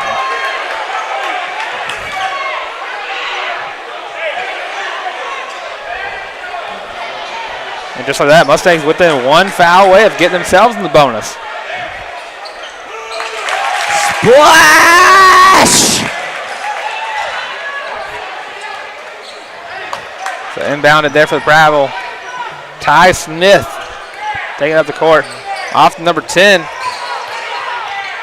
Jordan Davis. 4, Jaden Antunel able to get the 2. 10-point game. Terrence Collins down the court. Luke Cleckley, one-handed catch. Out of bounds, look at it. Number 30. That's number 30. Cam Crittenden. Cam Crittenden. And Jaden Lewis checking out of the game for Cam Anderson. It's been a while since we've seen Cam in. I'm glad to see him back. And Terrence looking for somebody to go open, finds a pick. Bang. Cleckley, 3. Bang! The shining star strikes again. Or should we call him the shooting star? The way he's been shooting lights out in this game. This basketball team has played great all game long. And you're already looking at another shift change here. Starting 5 back into the game. Terrence Collins, 3. Remember, 3 points away from breaking 90. Well, we got 4:29 left to go in this game. Mustangs up by 13. We'll be right back after this timeout.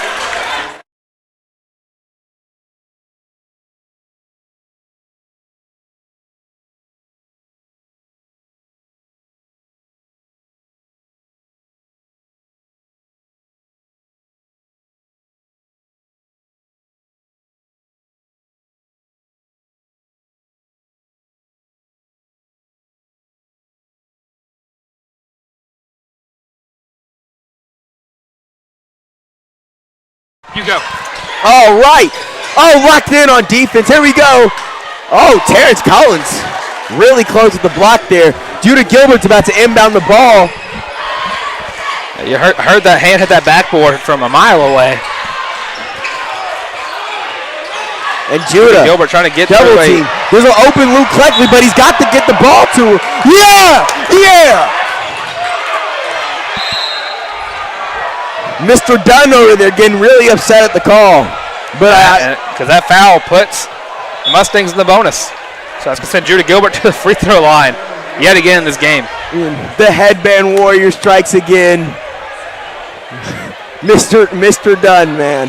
That was quite the reaction on the court from him, but only 2 rebounders there. You're getting ready for some Hail Mary throws. I mean, hey, at this point, he can afford to miss a free throw. I mean, wow. You got Cameron Lewis gets into Griffin, takes a mid-range shot, no good. Terrence Collins rebound. Fighting her out. Oh, yeah. Just barely gets to Judah Gilbert. Dunn trying to make up for his terrible mistake the last time. And history repeats itself as Judah Gilbert's going right back to the free throw line. This time, I believe that was on number 6. Did they say? That'd be on number 12. 12. Sorry, 15. 15. Ah, okay.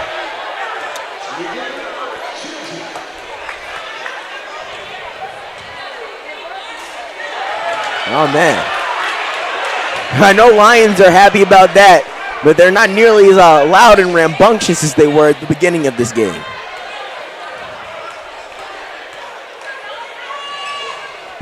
And he hits the second, extending the lead even further for our glorious Mustangs. 88-76, under 4 minutes left, 30-40. Brick. That'll be a foul. I call that on Judah Gilbert.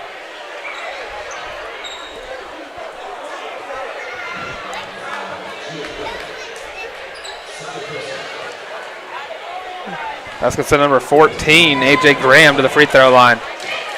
I mean, unfortunately, it looks like Sai Patel is not going to check into this game, and that's very unfortunate. I was super excited to see him play, but it doesn't look like he's going to be getting any playing time. And I genuinely upset about that. 11-point game here. Judah finds Terrence. Throw it back to Judah. Get it across the court. Get across the court line. He does. Oh, yeah. Good call. Good call. Are they going to call that a shooting foul? Of course they are. The defender clearly bum rushed right into him as he was trying to shoot. And Judah 100% did not just lean in to draw the foul, which has now been banned in the NBA, by the way, and is now called a flop. I don't know. That foul looked like it happened before the shot. That's just me. I'll take the 3. I'll take the 3 free throws, but that foul didn't look like a shooting foul.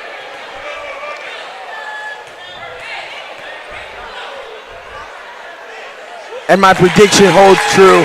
90 on the Lions' heads. So 90-77 here. Another free throw to take here for Judah Gilbert. And that one's good. 3 for 3. 91-77, 3:20 left. You know, why stop now? Let's get 100. Brick. Rebounded by the manimal. The man thing? Cam Anderson threw his point guard onto the ground looking for that rebound. Hey, your prediction might be right about 90, but I mean, why stop now? Let's go for 100. Hit the century mark. We need to get, disrespect is absolutely warranted in a game like basketball. I mean, I personally have always disagreed with the unwritten rule of not scoring when it's a blowout. You score in basketball. You keep scoring until that buzzer hits 0. If I'm a coach, that's exactly what I'm telling my players. I don't care if we're up. I don't care if we're up 70. You keep scoring the ball until that clock hits 0. First one, no good for Judah Gilbert. I was like, some of those unwritten rules I don't quite agree with. Going even to baseball, for that matter, they always say don't even try to swing if someone's close to a perfect game. But why would I not want to try to score a run? Judah Gilbert gets it on rebound, fighting for it, gets blocked. Out of bounds, of course it is.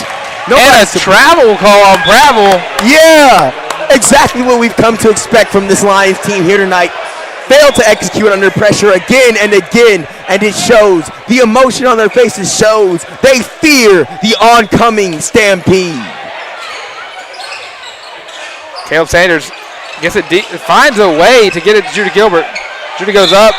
He's going back to the line. Judy Gilbert might be responsible for fouling out an entire team tonight. Another sub being made. Griffin Davis checking out in favor of Jaden. I think he just fouled out. Oh, is it actually a foul out? I think he just fouled out. I'm not sure, but that looks like to be the case. Because let's be honest, at this point, a sub's not going to make a difference. Unless they have Reggie Miller or Tracy McGrady on that team. Judy Gilbert's second free throw. That one goes through. 93-77. Just under 3 minutes left to go. So you got 3 minutes between now and a Mustang win. Or are you also going to get excited about 3 minutes between now and Thanksgiving break? Quickly, the everyman hits the prodigy. Get it back up, boys. The wildebeest, the wild beast. Cameron Anderson puts it up. 95, break 100, boys. Stolen by Judah Gilbert. Yes! The headband warrior. Slow start to the fourth quarter. Prattville got within 9 points. And now back up to 20. Couldn't execute. That shot no good. Cam Anderson. The wild man Cam. That's the one. Wild man Cam. I found it finally. After a series of trying I've everything. been trying.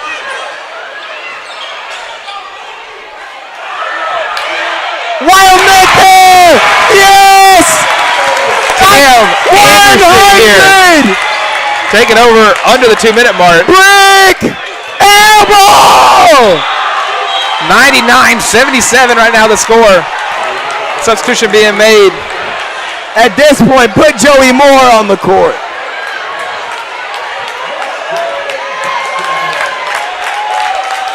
And the family's going wild.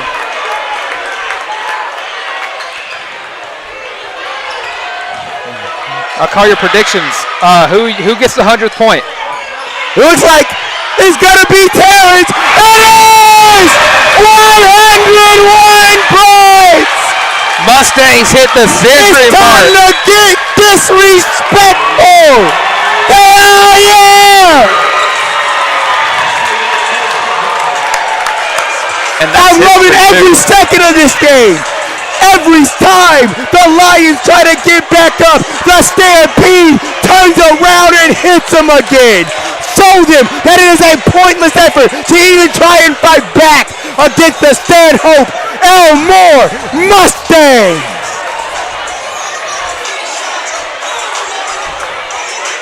The timeout go there by Prattville so they can make some adjustments on their lineup. Wait, it looks Sai Patel is checking into the game. My favorite player on the Prattville roster is finally checking into the game. Sai Patel, if you don't know, is number 20 on the roster. So 101 points. Starting lineup, or outside of Luke Blakely, starting lineup out there. 4 of the 5. A couple of free throws on the way, inbound pass, correction. Everyone was lining up for looks like free throws for a second. I really want you guys to swing it to Sai Patel.